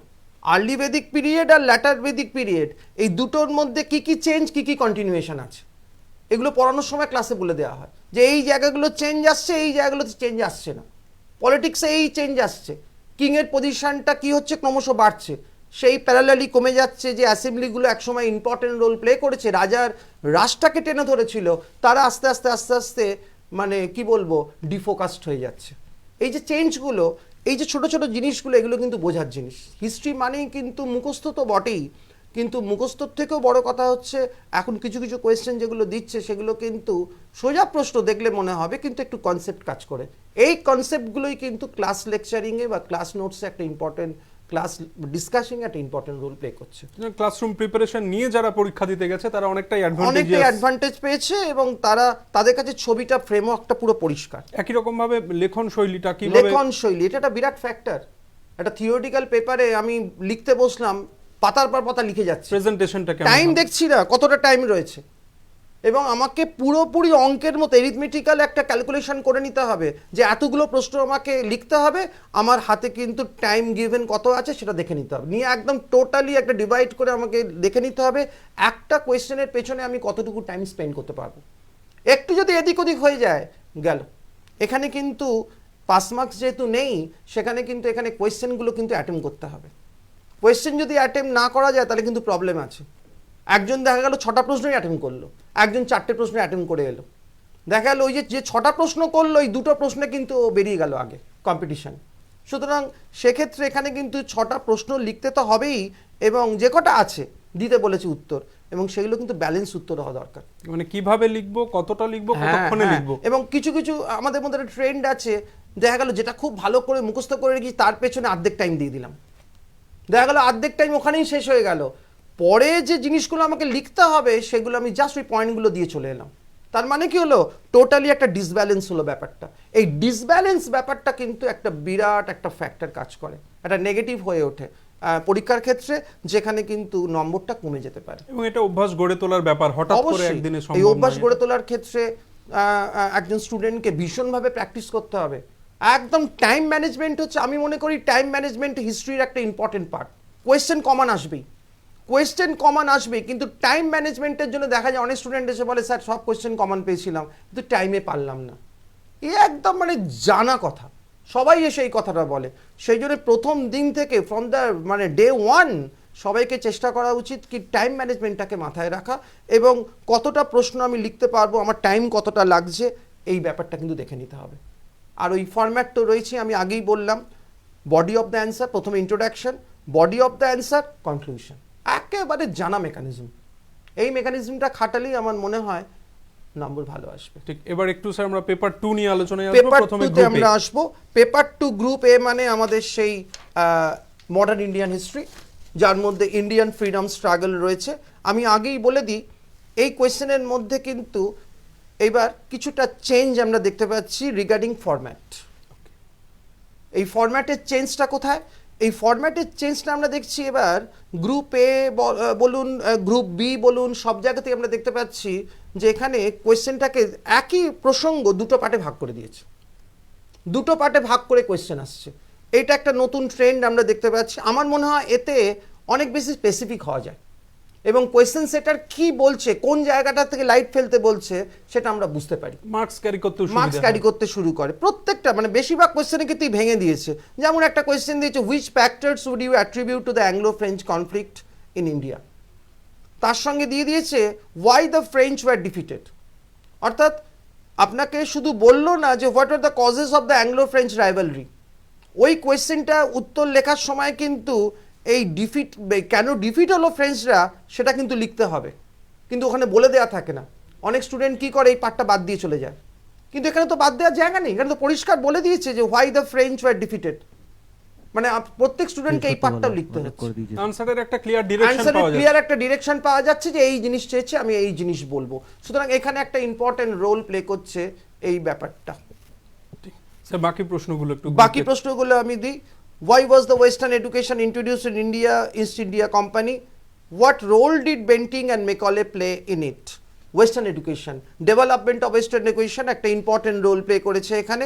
ইস্ট ইন্ডিয়া কোম্পানি কি করে, কেন আমাদের মধ্যে এডুকেশনটাকে প্রিচ করতে চাইলো, তাদের উদ্দেশ্য কি ছিল, তারা কি করতে চাইলো, এবং তার সঙ্গে বেন্টিং এখানে কি রোল প্লে করলো। এবং আমরা জানি বেন্টিং এবং মেকলের মাধ্যমেই ওয়েস্টার্ন এডুকেশন এখানে ইন্ট্রোডিউস হয়েছে ইন্ডিয়াতে, তাদের রোলটা কি ছিল। আর সিতে যে কোয়েশ্চেনটা দিয়েছে, do you agree that the partition of India in 1947 could be avoided, বহুবার এই প্রশ্নটা এসছে। প্রশ্নটা কিভাবে দেয়, যে do you think that partition of India was inevitable, ওইটাকেই ঘুরিয়ে দিয়েছে। এবার এখানে পরিষ্কার কথা, এখানে তিনটে জিনিস এখানে লিখতে হবে, এই রোল নেবে। একটা হলো হিন্দু পলিটিক্স, একটা মুসলিম পলিটিক্স, আর একটা হলো ব্রিটিশদের ডিভাইড অ্যান্ড রুলের পলিটিক্স। এই তিনটে জিনিস কিভাবে কি রোল প্লে করেছে, এই জিনিসটা আমাদের এখানে দেখতে হবে। এর সঙ্গে রয়েছে সেটা হচ্ছে রেলওয়েজ। এবার খুব এক্সপেক্টেড প্রশ্ন ছিল রেলওয়েজ, ডেভেলপমেন্ট অফ রেলওয়েজ। এই রেলওয়েজটা ইকোনমিটাকে কি করে চেঞ্জ করলো, আমরা কি করি, এটার পুরো উত্তরটা কি খুব স্পেসিফিক করে দিয়েছে। ইকোনমিক কস্টটা চেয়েছে, কি ইকোনমিক চেঞ্জ নিয়ে এলো, এইটা এখান থেকে চেয়েছে। এবং তার সঙ্গে রয়েছে কি না, ওয়ার্কিং ক্লাস মুভমেন্টের কথা রয়েছে। এই ওয়ার্কিং ক্লাস মুভমেন্ট মানে কি, আমাদের কমিউনিস্ট পার্টির নেতৃত্বে যে ওয়ার্কিং ক্লাস মুভমেন্ট হলো, কংগ্রেসের নেতৃত্বে যে ওয়ার্কিং ক্লাস মুভমেন্ট হলো, সেই মুভমেন্টগুলোকে নেবার কথা বলা হলো এই জায়গাতে। এই মুভমেন্টের ক্ষেত্রে দুটো বিশ্বযুদ্ধ, তার মানে সালটা কত দাঁড়াচ্ছে, 1919 থেকে 1939, এই পিরিয়ডের মধ্যে রয়েছে। আর তার সঙ্গে রয়েছে এই যে কোয়েশ্চেনটা নাম্বার 4-এ দিয়েছে, ইন্ডিয়ান ফরেন পলিসি, জওহরলাল নেহরুর ফরেন পলিসি, নন অ্যালাইনমেন্ট বলে একটা জিনিস আমাদের সিলেবাসে পড়াতে হয়, সেখান থেকে কোয়েশ্চেনটা দিয়েছে। একদম স্পেসিফিক বলে দিয়েছে দুটো জিনিসে এই ফরেন পলিসি কি রোল নিয়েছে, একটা কোরিয়ান ওয়ার আর একটা কঙ্গো ক্রাইসিস। এর সঙ্গে অনেকগুলো ক্রাইসিস আছে, কিন্তু সব ক্রাইসিস লিখতে হবে না, স্পেসিফিক্যালি একটা ডাইরেকশন দিয়ে দিয়েছে এখানে কোয়েশ্চেন সেটাররা, যে কোরিয়ান ওয়ার এবং কঙ্গো ক্রাইসিসকে নিয়েই তোমার ফরেন পলিসিটাকে তোমাকে ডিসকাস করতে হবে। আর এর সঙ্গে এবার গ্রুপ বির ব্যাপার যেটা রয়েছে, গ্রুপ বি মানে হচ্ছে ওয়ার্ল্ড হিস্ট্রি। এটা অনেক স্টুডেন্টের কাছেই একটা বিশাল বড় একটা অবস্ট্যাকল, যেহেতু প্রিলিমসে এই পার্টটা পড়ানো হয় না বা মেন্সে এই পার্টটা পড়ানো হয় না, সেই জন্য অনেকের ক্ষেত্রে এটা খুব ডিফিকাল্ট লাগে। কিন্তু এবার যা প্রশ্ন দিয়েছে তাতে করে খুব একটা অসুবিধে হওয়ার কথা নয়। প্রথম যে প্রশ্নটা দিয়েছে এটা বহুবার এসছে এই প্রশ্নটা, তবে এই প্রশ্নটা এর আগের বার যেবার এসেছিল 40 মার্কসে এসেছিল, এবার 20 মার্কসে দিয়েছে। অসুবিধা কিছু নেই, আমার তো জিনিসটা জানা আছে এটা বুর্জোয়া রেভলিউশন কিনা, এটা কি বুর্জোয়াদের বিপ্লব না এটা সাধারণ মানুষের বিপ্লব, এটা কাদের বিপ্লব, এই ব্যাপারটা নিয়ে দিয়েছে এটা। আর তারপরের প্রশ্নটা তো ভীষণভাবে প্রেডিক্টেবল, সেটা হচ্ছে জার্মান ইউনিফিকেশন। এবার দুটো ইউনিফিকেশন খুব ইম্পর্টেন্ট ছিল, জার্মানি আর ইটালি। এর মধ্যে জার্মানিটা ভীষণভাবে ইম্পর্টেন্ট ছিল, জার্মানিটা এসছে। এবং বিসমার্ক তাতে কী রোল প্লে করলো, বিসমার্ক কিভাবে জার্মানিকে ঐক্যবদ্ধ করলো, সেই জিনিসটা রয়েছে এখানে। নিউ ইম্পেরিয়ালিজমের কোয়েশ্চেনটা এখানে বহু বছর পর এসছে, এটা একটা নতুন টাইপের প্রশ্ন। আফ্রিকা এবং এশিয়াতে নিউ ইম্পেরিয়ালিজম কি রোলটা প্লে করেছিল। আর আমাদের ফার্স্ট ওয়ার্ল্ড ওয়ারের পর যে ওয়ার্ল্ড অর্গানাইজেশনটা একটা ইম্পর্টেন্ট রোল প্লে করেছিল, that is league of Nations. এই লিগ অফ নেশনস কি কাজ করেছিল, তার সাকসেস, তার ফেলিওর, এটাও খুব একটা নতুন প্রশ্ন আমাদের কাছে নয়, এই প্রশ্ন আগেও এসছে। লিগ অফ নেশন কোথায় কোথায় সাকসেসফুল, কোথায় কোথায় ফেলিওর হয়েছে তাদের কাজগুলো ফার্স্ট ওয়ার্ল্ড ওয়ার এবং সেকেন্ড ওয়ার্ল্ড ওয়ারের মাঝখানে। এবং এটাও আমাদের একটু ফোকাস করে দিতে হবে এখানে যে লিগ অফ নেশনস কতটা দায়ী ছিল সেকেন্ড ওয়ার্ল্ড ওয়ারের ক্ষেত্রে। বাকি যে প্রশ্নটা রয়েছে, দুটো প্রশ্ন রয়েছে, একটা হলো nationalist movement in south east এশিয়াতে ন্যাশনাল মুভমেন্ট কি করে ডেভেলপ করলো ইন্দোনেশিয়া, মালয়, এই জায়গাগুলোতে। অর্থাৎ ইন্ডিয়াতে যেমন ন্যাশনাল মুভমেন্ট হয়েছিল, এই জায়গাগুলোতেও ইম্পিরিয়ালিজমের এগেনস্টে যে আন্দোলন হয়েছিল সেই আন্দোলন নিয়ে কোয়েশ্চেনটা দিয়েছে। এটাও একটা খুব ইম্পর্টেন্ট কোয়েশ্চেন। একদম লাস্ট প্রশ্ন যেটা, এটা সবচেয়ে ইম্পর্টেন্ট প্রশ্ন ছিল এবারের জন্য, খুব প্রেডিক্টেবল প্রশ্ন ছিল কোল্ড ওয়ার নিয়ে। কোল্ড ওয়ার এর আগেও বহুবার এসছে যে জিনিসটা কি, হোয়াট ইজ কোল্ড ওয়ার, এটাই মেইন জায়গা। আমরা তো ওয়ার মানে জানি ওয়ার মানে হট, কিন্তু এখানে ওয়ারকে বলছে কোল্ড। এটা কি ধরনের ওয়ার? পৃথিবীর ইতিহাসে একটা নতুন ধরনের ওয়ারের কথা আমরা পাই যেটাকে কোল্ড ওয়ার বলে। আমেরিকা এবং রাশিয়ার মধ্যে একটা আইডিওলজিক্যাল কনফ্লিক্ট, যে মানে টিকে থাকবে কারা, ক্যাপিটালিজম না সোশ্যালিজম, এই নিয়ে লড়াই একটা চলেছিল, সেইটার ওপর কোয়েশ্চেনটা দিয়েছে। আর এর ফিচার্সটা কী ছিল? ফিচার্স মানে আর কিছুই নয়, এটা কোন কোন জায়গাগুলোতে টাচ করেছিল, এই কোল্ড ওয়ারের রিফ্লেকশন আমরা কোন কোন জায়গায় পেয়েছি। অ্যাজ এ হোল যা কোয়েশ্চেন আমরা পেয়েছি, লেখার মতো প্রশ্ন প্রচুর পরিমাণে আছে। তবে ওই টাইম ম্যানেজমেন্ট নিয়ে যারা পড়াশুনো করেছে ঠিকঠাক, তারা কিন্তু সবকটা প্রশ্নের উত্তর করে দিয়ে এসছে এবং তারা মনে হয় সাকসেস পাবে। স্যার, পরীক্ষার্থীদের একটা ধারণার জন্যই জিজ্ঞাসা করা, যদিও এইভাবে কাট অফ বলা যায় না, তো কিরকম স্কোর হতে পারে আপনার ধারণা অনুযায়ী? এই কোয়েশ্চেন, হ্যাঁ সেটা তো ঠিক কথাই, ডেসক্রিপটিভ পেপারে এইভাবে বলাটা খুব মুশকিল। তবে যা কোয়েশ্চেন হয়েছে, যা টপিকস দিয়েছে, যা যেভাবে এগুলোকে লেখার দরকার, যদি ঠিকঠাক কেউ লিখে থাকে তাহলে এখানে আমার তো মনে হয় 55% থেকে 60%-এর মধ্যে নাম্বার আসতে পারে। মানে ভালো স্কোরই এক্সপেক্ট করছেন? ভালো স্কোর আমরা এক্সপেক্ট করতে পরীক্ষার্থীদের অবশ্যই অবশ্যই। তবে হ্যাঁ, ওই ইরেলিভেন্ট কথা লিখলে কিন্তু হবে না, একদম টু দ্য পয়েন্ট অ্যান্সার। তো প্রথমে বলাই আছে টু দ্য পয়েন্ট অ্যান্সার, এটাই হচ্ছে একদম মানে সাকসেস কি। এই টু দ্য পয়েন্ট অ্যান্সার না হলে অবস্থা মানে জিনিসটা মানে ওই নাম্বারে পৌঁছবে না। ঠিক স্যার, অনেক ধন্যবাদ। আপনি এতক্ষণ ধরে এবার পেপার 1 এবং পেপার 2 WBCS মেনের অপশনাল পেপার আমাদের সামনে তুলে ধরলেন, এবং আমি শিওর যে যারা পরীক্ষা দিয়েছে এবার, যারা দর্শক দেখছে, তারা বেনিফিটেড হবে এর থেকে, একটা ধারণা পাবে যে অ্যাটলিস্ট তাদের পরীক্ষা কেমন হয়েছে এবং স্কোর কিরকম হতে পারে। নেক্সট ইয়ার যারা বসবে তারা একটা আইডিয়া করতে পারবে, তারাও একটা আইডিয়া পাবে, একটা সিগন্যাল এটা তাদের কাছে। ঠিক ঠিক। হ্যাঁ স্যার, অনেক ধন্যবাদ স্টুডিওতে আসার জন্য এবং আমাদের আলোচনায় অংশগ্রহণ করার জন্য। আপনারা দেখছেন অপশনাল পেপার নিয়ে আমরা আলোচনা করছি। এতক্ষণ আলোচনা করছিলাম হিস্ট্রি নিয়ে শ্রী সুরজিৎ ঘোষের সঙ্গে। এবার আলোচনায় আসবো সাইকোলজি নিয়ে। আমার ডান দিকে স্টুডিওয়ে রয়েছেন পায়েল দাস, রাইসের সাইকোলজি ডিপার্টমেন্টের একজন ফ্যাকাল্টি, এবং ম্যাডামের কাছে সরাসরি প্রশ্ন যে ম্যাডাম, ছাত্রছাত্রীদের পরীক্ষা কেমন হলো? ছাত্রছাত্রীরা যেটা আমাকে এসে যারা জানালো, ওদের বক্তব্য হচ্ছে পেপার 1টা খুবই ভালো হয়েছে, পেপার 2-এ একটু আমার কাছে এসে ওরা বলছে কি একটু সমস্যা ওরা ফেস করেছে। তার কারণ হচ্ছে পেপার 2 সাইকোলজি যেটা এসছে ওটা অনেকটাই ক্লিনিক্যাল পোর্শন থেকে এসছে, কাজে যারা সায়েন্স ব্যাকগ্রাউন্ড স্টুডেন্ট তারা খুব ইজিলি পেপার 2টা অ্যাটেন্ড করতে পারবে, কিন্তু যারা আর্টস ব্যাকগ্রাউন্ড স্টুডেন্ট তারা একটু সমস্যা ফেস করবে পেপার 2টা অ্যাটেন্ড করতে। কিন্তু যাদের প্রিপারেশন প্রথম থেকে ছিল, একদম একদম যারা প্রপারলি, আমার বক্তব্য যে যারা প্রপারলি ক্লাস অ্যাটেন্ড করেছে, প্রপার নোটস ফলো করেছে, রাইসে স্টাডি মেটেরিয়াল দেওয়া হয়েছে সেটা ফলো করেছে, ইভেন যা পরে স্টাডি মেটেরিয়াল পরে একটা স্পেশাল স্টাডি মেটেরিয়াল দেওয়া হয়, যদি সেইটা ফলো করে থাকে, প্লাস মক এখানে এক্সাম হচ্ছে, সো যারা মক এক্সাম রেগুলারলি দিয়েছে আমার মনে হয় না তাদের কোনো সমস্যা হয়েছে, বিকজ 80% কোশ্চেন্স যেগুলো এসছে সেইগুলো যেটা পরে আমাদের স্পেশাল স্টাডি মেটেরিয়াল দেওয়া হয় সেখান থেকে কোশ্চেনগুলো তুলে এসছে। তো সেই স্পেশাল স্টাডি মেটেরিয়ালে কিন্তু কোশ্চেন্স আছে উইথ দেয়ার আনসার্স। তো আমার মনে হয় না কি সেখানে যারা প্রিপারেশন নিয়ে যেতে পেরেছে, যারা পড়ে গেছে, তারা আমার মনে হয় না কি তারা সেরকম কোনো সমস্যা ফেস করেছে in attending the question paper. ঠিক, এবার একেবারে সরাসরি যদি কোয়েশ্চেন পেপারের অ্যানালিসিসে আসি, তাহলে পেপার 1-এ কোয়েশ্চেন একদম। কেমন হলো? পেপার ওয়ানের কোশ্চেন খুবই ভালো এসছে। একটা নতুন জিনিস, একটা নতুন ট্রেন্ড নোট করা গেছে এবার সাইকোলজিতে, কি খুব ভেঙে ভেঙে কোশ্চেন এসছে। এরকম আগে কি হতো 40 নম্বরে গোটা একটা কোশ্চেন এসে গেল, তাতে কি হতো কি একটা ডিসক্রিপটিভ কোশ্চেনে আমি যতই ইচ্ছা লিখি, একটা 40 মার্কসের কোশ্চেনে আমি ম্যাক্স টু ম্যাক্স একটা লিমিটেড মার্কস থাকে, কিন্তু ভেঙে ভেঙে আসাতে সুবিধা হচ্ছে স্কোরিংটা অনেকটা বেশি হয়ে যাচ্ছে, স্কোর পাওয়াটা অনেকটা বেশি, স্কোপটা বেড়ে অনেক যাচ্ছে স্পেসিফিক আনসার করা যাচ্ছে। একদম। মানে এখন এই বছর যে প্রশ্নগুলো এসছে, সেই প্রশ্নগুলো এসছে 5 মার্কস, 10 মার্কস, 15 মার্কস। এবার 5, 10, 15 মার্জ করে যখন আসছে, ওটা অনেকটাই চান্স বেড়ে যাচ্ছে ভালো স্কোর করা। এই একটা সুবিধে এইবার প্যাটার্নে দেখা গেছে 2019-এ। আমরা একটু কোয়েশ্চেন এবং তার একদম। আনসার নিয়ে যদি একটু অ্যানালিসিস। আমি গ্রুপ এ থেকে শুরু করছি। গ্রুপ পেপার 1 গ্রুপ এ। গ্রুপ এ তে অ্যাটেন্ড করতে হচ্ছে তোমার কাছে 6টা প্রশ্ন আসছে, 6টার মধ্যে আমাকে 3টে কোশ্চেন অ্যাটেন্ড করতে হবে। যেখানে প্রথম প্রশ্ন, সেখানে 3টে ভাগ আছে। ফার্স্ট কোশ্চেন যেটা এসছে, আমাকে ডিফারেন্স লিখতে হবে সেন্সেশন আর পারসেপশনের মাঝে ডিফারেন্সটা, সেটা এসছে 5 নম্বরে।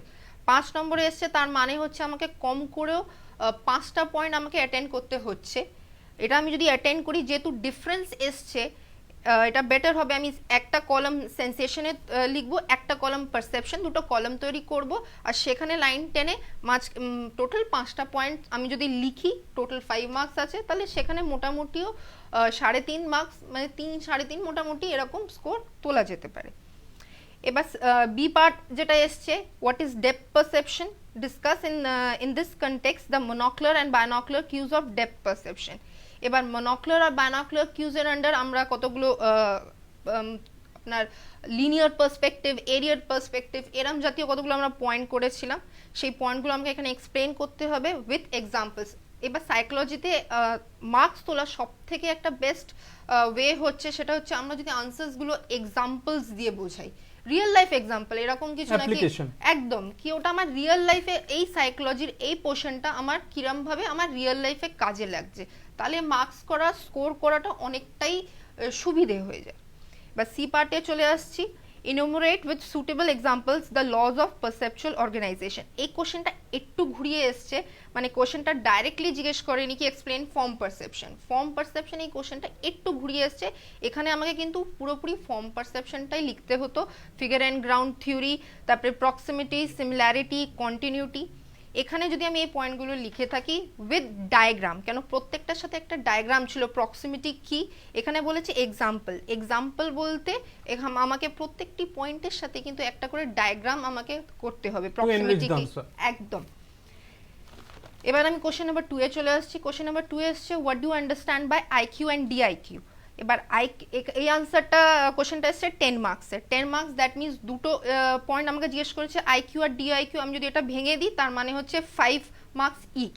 তার মানে আমাকে এখানে অবশ্যই লিখতে হবে প্রথমত কি আইকিউর ফুল ফর্ম কি, ইন্টেলিজেন্স কোশ্চেন, ডিআইকিউর ফুল ফর্ম কি, ডেফিশিয়েন্ট ইন্টেলিজেন্স কোশ্চেন, তার সাথে সাথে এগুলো কে দিয়েছে, বেনেট দিয়েছে, আইকিউর ফর্মুলা কি, MA/CA × 100, এম এর ফুল ফর্ম কি, সি এর ফুল ফর্ম কি। যদি আমি এই জিনিসগুলো লিখে থাকি, তাহলে মোটামুটি আমি ভালো স্কোর করতে পারবো এই আনসারে। তারপরে জিজ্ঞেস করেছে, discuss with suitable illustration the basic tenants of Guilford's theory of structure of intellect. এবার গিলফার্ড 3টে জিনিস দিয়েছে, অপারেশন, কন্টেন্ট আর প্রোডাক্ট। এবার এই প্রশ্নটি এসছে 15 নম্বরে। এবার গিলফার্ড দিয়েছেই যখন 3টে পয়েন্ট, তো সেখানে আমি ধরে রাখছি এক একটা পয়েন্ট 5 নম্বরের। আমি যদি 3টে পয়েন্টই লিখি, এই 3টে পয়েন্টের পরে এই প্রত্যেকটা পয়েন্টের কতগুলো সাব হেডিংস আছে, আমি যদি সেই সাব হেডিংসগুলো মেনশন করি, আর তার সাথে সাথে গিলফার্ডের একটা স্ট্রাকচারাল একটা মডেল আছে, একটা ডায়াগ্রাম ছিল। সো যখনই আমি কোনো আনসার, আমি স্টুডেন্টসদের বলতাম কি যখনই কোনো আনসার তুমি দেখবে কি মানে টাইমটা কম হচ্ছে, যে ডায়াগ্রামটা আছে বা ডায়াগ্রাম এঁকে দেবে, বা ফ্লো চার্ট আছে, ফ্লো চার্টটা এঁকে দেবে। কেন সবসময় ডায়াগ্রাম আর ফ্লো চার্ট হচ্ছে এমন একটা জিনিস যেটা সবসময় একটা এক্সট্রা মার্কস ক্যারি করে, সেলফ এক্সপ্লেনেটরি। একদম। আমি একদম গোটা ঢালা আনসার লেখাতে একটা ডায়াগ্রাম লিখলে ওটা একটা অ্যাটেনশনও গ্র্যাব করে, কি ও ডায়াগ্রাম করেছে, ফ্লো চার্ট আছে। বা প্রথমেই যে এক্সামিনার যদি ফ্লো চার্টটা করা থাকে, তো প্রথমেই এক্সামিনার আগে ফ্লো চার্টটা দেখবে, এট এ গ্ল্যান্স দেখতেও একদম, সুবিধা কি হয়। আচ্ছা আচ্ছা এই পয়েন্টগুলো মেনশন আছে, এই পয়েন্টগুলো সম্পর্কে স্টুডেন্ট ভেতরে লিখেছে, তাহলে সেটা সবসময় একটা অ্যাটেনশনও গ্র্যাব করে, অ্যাজ ওয়েল অ্যাজ ওটা স্কোরিংও হয়। তারপরে সি পার্টে বলেছে গার্ডনার্স থিওরি, এটা খুবই ইম্পর্টেন্ট ছিল ইন্টেলিজেন্স থিওরি, গার্ডনার্স থিওরি আর গিলফোর্ড থিওরি। গার্ডনার্স থিওরি এসছে 15 নম্বরে। এবার গার্ডনার তো দিয়েছে 7টা, দেয়ার আর 7 types of intelligence according to Gairdner. তো সেখানে যেখানে ও 15 মার্কসের এটা এসছে, তার মানে আমি প্রত্যেকটা টাইপ ধরে রাখছি 2 নম্বর করে। সো এবার যদি 7টা পয়েন্টই আমি লিখে থাকি আর 1 থেকে 2 লাইন আমি এটা সম্পর্কে বলে দিই, তার মানে আমি এখানে ভালো নম্বর স্কোর করতে পারি। তারপরে কোশ্চেন নাম্বার 3 এ আসছি। কোশ্চেন নাম্বার 3 তে এ পার্টে জিজ্ঞেস করেছে discuss with examples and evidences জিন পিয়াজেস স্টেজেস অফ কগনিটিভ ডেভেলপমেন্ট। এখানে একটা জিনিস মাথায় রাখতে হবে, পিয়াজেস থিওরি জিজ্ঞেস করেছে কিন্তু মেনশন করে দিয়েছে কি স্টেজেস। তার মানে এখানে কিন্তু আমি স্কিমাস, অ্যাকোমোডেশন, অ্যাসিমিলেশন এই জিনিসগুলো লিখলে কিন্তু মার্কস পাবো না, যেহেতু কোশ্চেনে মেনশন আছে কি আমাকে স্টেজেসগুলো বলতে হবে। সো পেঁয়াজের টোটাল 4টে স্টেজ দিয়েছে, sensory motor stage, pre operational stage, concrete operational stage আর ফর্মাল অপারেশনাল স্টেজ।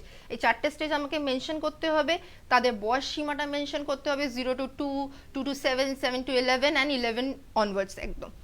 তো তারপরে আমি যদি নেক্সট কোশ্চেনে চলে আসছি, হোয়াট ইজ ক্রিয়েটিভিটি, এরপর আমাকে বলতে হবে major characteristics of a creative person. এবার ক্যারেক্টারিস্টিক্স অফ ক্রিয়েটিভ পারসন একটা স্টুডেন্ট চাইলে নিজের ল্যাঙ্গুয়েজেও লিখতে পারে কি একটা ক্রিয়েটিভ পারসনে কী কী ক্যারেক্টারিস্টিক্স হওয়া উচিত। ফর এক্সাম্পল অরিজিনালিটি, ফ্লেক্সিবিলিটি, একটা ডিসিশন মেকিং ক্ষমতা, এগুলো হচ্ছে একটা জেনারেল ক্যারেক্টারিস্টিক্স যেগুলো একটা ক্রিয়েটিভ পারসনের থাকা উচিত। এবার ফোর্থ কোশ্চেন যদি আমি ডিসকাস করি, সেটা হচ্ছে discuss the experimental evidence, the theories of trial and error learning আর ইনসাইট লার্নিং। এটা 15 নম্বরে এসছে আর অ্যাপ্লিকেশন এসছে 10 নম্বরে। এবার ট্রায়াল অ্যান্ড এরর লার্নিং এখানে যেহেতু বলে দিচ্ছে এক্সপেরিমেন্টাল এভিডেন্স, তার মানে এখানে যেই রিসার্চগুলো হয়েছে, যেই এক্সপেরিমেন্টসগুলো হয়েছে আমাকে সেটা মেনশন করতে হবে। ট্রায়াল অ্যান্ড এররের ক্ষেত্রে একটা ক্যাট নিয়ে, একটা বিড়াল নিয়ে এক্সপেরিমেন্ট হয়েছে, আমাকে সেটা পুরোটা মেনশন করতে হবে। আর ইনসাইট লার্নিংয়ে একটা চিম্পাঞ্জিকে নিয়ে এক্সপেরিমেন্ট হয়েছে, আমাকে কি এক্সপেরিমেন্টটা হয়েছে সেই পুরো এক্সপেরিমেন্টটা আমাকে মেনশন করতে হবে। দুটোই 15-15 এসছে। আর তারপরে আমি সেটার অ্যাপ্লিকেশন, মানে ট্রায়াল অ্যান্ড এরর লার্নিংয়ের অ্যাপ্লিকেশন কি, তার সাথে ইনসাইট লার্নিংয়ে আমার রোজকার লাইফে কি অ্যাপ্লিকেশন আছে সেটা, এটা এসছে 10 নম্বরে। তার মানে আমি ধরে রাখছি দুটো থিওরি বলেছে, তার মানে 5 + 5, আমি অন্তত যদি 5টা পয়েন্ট ইচ থিওরি লিখি, তার মানে আমি সেখানে ভালো স্কোর করতে পারি। তারপরে কোশ্চেন নাম্বার 5 চলে আসছি। কোশ্চেন নাম্বার 5 জিজ্ঞেস করেছে what is memory and different types of memory. যেই যতগুলো আমাকে ডেফিনেশনস জিজ্ঞেস করেছে, যদি স্টুডেন্টসরা দেখে তো সেখানে প্রত্যেকটা ডেফিনেশন এসছে 5 মার্কস। তার মানে এখানে আমাকে ডেফিনেশনগুলোতে অন্তত 1 থেকে 2 লাইন জিনিসটা কি সেটা সম্পর্কে বলতে হবে। আর খুবই ভালো হয় যদি ওরা স্টুডেন্টসরা লিখে থাকে কোনো রিসার্চার দিয়ে, মানে অ্যাকর্ডিং টু দিস রিসার্চার উনি এই বলে গেছেন, অ্যাকর্ডিং টু এই রিসার্চার উনি এই বলে গেছেন, মানে কোনো অসুবিধা না যদি একদম ওয়ার্ড টু ওয়ার্ড ওরা না করতে পারে, ওয়ার্ডস এদিক ওদিক হতে পারে, জাস্ট ওই কমাস গুলো না দিলেই চলবে। যারা রিসার্চ করেছেন তাদের মতামতটা দাও, তাদের মতামত দিলে ওটা অনেকটাই স্কোরিং হয়ে যায় আনসারটা। তারপরে যেটা জিজ্ঞেস করছে different types of memory with suitable examples, সেটা হচ্ছে sensory memory, long term memory, short term memory. এবার লং টার্ম মেমরিরও ডিভিশন ছিল, এপিসোডিক মেমরি, সিমেন্টিক মেমরি, সেই জিনিসগুলো আমাকে এখানে মেনশন করতে হতো। 10 নম্বরের এসছে, সেখানে আমি যদি ঠিকঠাক মেনশন করে থাকি, এটার একটা ফ্লো চার্টও তৈরি করে থাকি, তাহলে আমার মনে হয় মোটামুটি ভালো স্কোর করতে পারবে। এবার বি পার্টেও যদি আমি বলি, এসছে ডিফাইন লার্নিং আর how it is related to memory. এবার পেপার 1 গ্রুপ বি না, কোশ্চেন নাম্বার 5 এর আচ্ছা কন্টিনিউয়েশন, ইন কন্টিনিউয়েশন। আর CSA define forgetting, explain the curve of forgetting with diagram. এবার লার্নিং কি আর লার্নিংটা আমি মেমোরির সাথে কিভাবে রিলেট করতে পারি সেই জিনিসটা আমাকে মেনশন করতে হবে। তার সাথে সাথে ফরগেটিং জিনিসটা কি, ভুলে যাওয়া জিনিসটা কি, আর তার সাথে জিজ্ঞেস করেছে কার্ভ অফ ফরগেটিং। এবার ফরগেটিং কার্ভের একটা প্রপার ডায়াগ্রাম ছিল, সেই ডায়াগ্রামটা আমাকে এখানে মেনশন করতে হবে। তারপরে ফরগেটিং, লার্নিং এই জিনিসগুলো কে দিয়েছে, কে টার্ম দিয়েছে, সেটা হচ্ছে এবিঙ্গুয়াস, সেই জিনিসটা আমাকে মেনশন করতে হবে। তার সাথে সাথে যখন আমি ফরগেটিং কার্ভ মেনশন করছি, সেখানে আমাকে এটাও মেনশন করতে হবে ননসেন্স সিলেবাস, যেটা এবিঙ্গুয়াস দিয়ে গেছে, যেখান থেকে আর কি পুরো এই ব্যাপারটা এসছে। তারপরে গ্রুপ ডি, মানে কোশ্চেন নাম্বার 5 এরই D part, what do understand by programme learning. এটা 5 নম্বরে এসছে। প্রোগ্রাম লার্নিং জিনিসটা কি, সেটা হচ্ছে বেসিক্যালি সময়ের সাথে সাথে আমাদের লার্নিংয়ে যে চেঞ্জেসগুলো এসছে, স্মার্ট ক্লাসেস ইন্ট্রোডিউস হয়েছে, এখন যে এক ঢালাই আনসার মুখস্থ করতে হচ্ছে না, ছোট ছোট পার্টসে ছোট ছোট স্টেপসে মুখস্থ করা হচ্ছে, আমাকে সেই জিনিসটা লিখতে হবে। 5 মার্কসের এসছে, মোটামুটি এটা যদি ঠিকঠাক করে পয়েন্টস ওয়াইজ করে লিখে থাকে তাহলে ঠিকঠাকই নম্বর আসা উচিত স্টুডেন্টের। এবার আমি 6th কোশ্চেনে চলে যাচ্ছি। 6th কোশ্চেন যেটা জিজ্ঞেস করেছে, what do understand by cognitive theories of emotion, আর critically discuss Schachter and Singer. Cognitive theory of emotion বলতেই কিন্তু স্কেস্টার অ্যান্ড সিঞ্জারের থিওরি হি জিজ্ঞেস করেছে। এখানে জেমস লেন্স থিওরি আর কেনেন বারের থিওরি কিন্তু জিজ্ঞেস করা হয়নি। এখানে একটাই থিওরি জিজ্ঞেস করেছে ইমোশনের, সেটা হচ্ছে স্কেস্টার অ্যান্ড সিঞ্জার। ওই থিওরিটাই আমাকে পুরো এখানে এই প্রশ্নতে লিখতে হবে, প্লাস এরা যেই এক্সপেরিমেন্টটা করেছে প্লেসিবো এফেক্ট দিয়ে, আমাকে সেই জিনিসটা পুরোটা মেনশন করতে হবে এখানে। অ্যান্ড এটা কোশ্চেন নাম্বার 6 এরই বি পার্ট যেটা, সেটা জিজ্ঞেস করেছে হোয়াট ইজ মোটিভেশন, আর এটা motivation how it is related to emotion, motivation আর বিহেভিয়ার। এখানে আমাকে কিছু রিয়েল লাইফ এক্সাম্পলস দিয়ে বলতে হবে কি কি করে মোটিভেশন এফেক্ট করছে আমার বিহেভিয়ারে, আমার কাজে ক্ষেত্রে এফেক্ট করছে। গ্রুপ এতে একটা জিনিস দেখা গেছে কি, যদি আমি রাইসের স্টাডি মেটেরিয়ালের পয়েন্ট অফ ভিউ থেকেই আমি বলছি কি, মোস্ট অফ দ্য কোশ্চেন যেটা এসছে ফ্রম চ্যাপ্টার 5 to 11, মাঝখানে চ্যাপ্টার থেকে চ্যাপ্টার 5, চ্যাপ্টার 7, 8, 9, 10, 11, এখান থেকে গ্রুপ এ পুরোটা এসছে। আচ্ছা, এবার যদি গ্রুপ বি নিয়ে দেখি যে আমরা কি ধরনের প্রশ্ন হলো এবং উত্তরে কি কি থাকা উচিত। একদম, গ্রুপ বিতে আমি যদি বলি, গ্রুপ বিতে 4টে প্রশ্ন এসছে, আমাকে 4টের মধ্যে আমাকে 2টো প্রশ্ন আমাকে অ্যাটেন্ড করতে হচ্ছে। কিন্তু গ্রুপ বিতে একটা জিনিস দেখা গেছে কি, চ্যাপ্টার 15 থেকে ম্যাক্সিমাম কোশ্চেন দিয়েছে। 3টে প্রশ্ন এসছে চ্যাপ্টার 15 থেকে, আর শুধু একটা কোশ্চেন এসছে ফ্রম চ্যাপ্টার 14। কোশ্চেন নাম্বার 7 যেরকম জিজ্ঞেস করেছে কি, স্টিরিওটাইপ আর প্রেজুডাইসের মাঝখানে এটা আপনি পার্থক্য যে কি? চ্যাপ্টারের কথা বলছেন সেটা রাইসের স্টাডি মেটেরিয়াল একদম, অনুযায়ী, একদম। যদি চ্যাপ্টারের নাম্বার যেমন আপনি বলছেন চ্যাপ্টারের নামগুলোও বলেন তাহলে বুঝতে সুবিধা হবে অনেকের ক্ষেত্রে। এটা হচ্ছে আমাদের গ্রোথ এন্ড ডেভেলপমেন্ট একটা চ্যাপ্টার আছে গ্রোথ আর সিলেবাসে। এবার গ্রোথ এন্ড ডেভেলপমেন্টের ভেতরে আবার পার্ট আছে, physical development, social development, mental development, cognitive development. তো পুরোপুরি ডেভেলপমেন্ট পার্ট থেকেই 3টে প্রশ্ন এসেছে। আর একটা প্রশ্ন যেটা এসছে সেটা হচ্ছে স্টিরিওটাইপ, প্রেজুডাইস জিনিসটা কি, ওদের মাঝখানে পার্থক্য কি সেটা। যেরকম কোশ্চেন নাম্বার 7ই এসছে ফ্রম চ্যাপ্টার 14, বা সেটা জিজ্ঞেস করে যে স্টিরিওটাইপ আর প্রেজুডাইসের মাঝখানে পার্থক্য কি, আমাকে সেটা মেনশন করতে হবে। তারপরে একটা জিনিস জিজ্ঞেস করেছে প্রেজুডাইস কিভাবে মেজার করা যায়। এখানে একটা টেস্ট আছে ডাকেট সাবটাল রেসিজম স্কেল, আমাকে সেই স্কেলটা পুরোপুরি মেনশন করতে হবে। তারপরে জিজ্ঞেস করেছে psychological techniques for reducing prejudice, prejudice কিভাবে আমি কমাতে পারি from contact, cooperation, intergroup contact যত বাড়বে লোকে এক অপরকে চিনবে, জানবে, আর ওই প্রেজুডিস ব্যাপারটা কমবে। এবার কোশ্চেন নাম্বার 8-এ আসি। কোশ্চেন নাম্বার 8 হচ্ছে এখানে 2টো পার্ট করেছে। পার্ট এতে জিজ্ঞেস করেছে career success is an integrated function of ability, interest and value. বক্তব্য হচ্ছে কি, এবিলিটি, ইন্টারেস্ট আর ভ্যালু এই জিনিসগুলো ক্যারিয়ারে কি করে এফেক্ট করছে। তো এটা একটা স্টুডেন্টকে এটা ভাবতে হবে যখন লেখার সময় কি, আমি এরকম কোনো ক্যারিয়ারই চুজ করব যার প্রতি আমার ইন্টারেস্ট আছে, তার সাথে সাথে আমাকে দেখতে হবে এবিলিটি মানে ক্ষমতা। আমার ইন্টারেস্ট আছে কিন্তু ওই জিনিসের প্রতি আমার কাছে আমার ক্ষমতা নেই ওই জিনিসটা করা। তো অবভিয়াসলি এই জিনিসগুলো আমার ক্যারিয়ার সাকসেসে এফেক্ট করবে। মানে আমার ক্ষমতা প্লাস আমার ইন্টারেস্ট প্লাস ভ্যালু বলতে আমার সেই জিনিসটার প্রতি আমার থিঙ্কিং কি, আমি সেই জিনিসটার প্রতি আমার পজিটিভ ভ্যালু আছে না নেগেটিভ ভ্যালু আছে। আমি একটা কাজ করছি, আমার ক্ষমতা আছে, আমার ইন্টারেস্ট আছে, কিন্তু সেই জিনিসটার প্রতি আমার একটা নেগেটিভ ভ্যালু আছে, তাহলেও কিন্তু ক্যারিয়ার সাকসেস হওয়া সম্ভব না।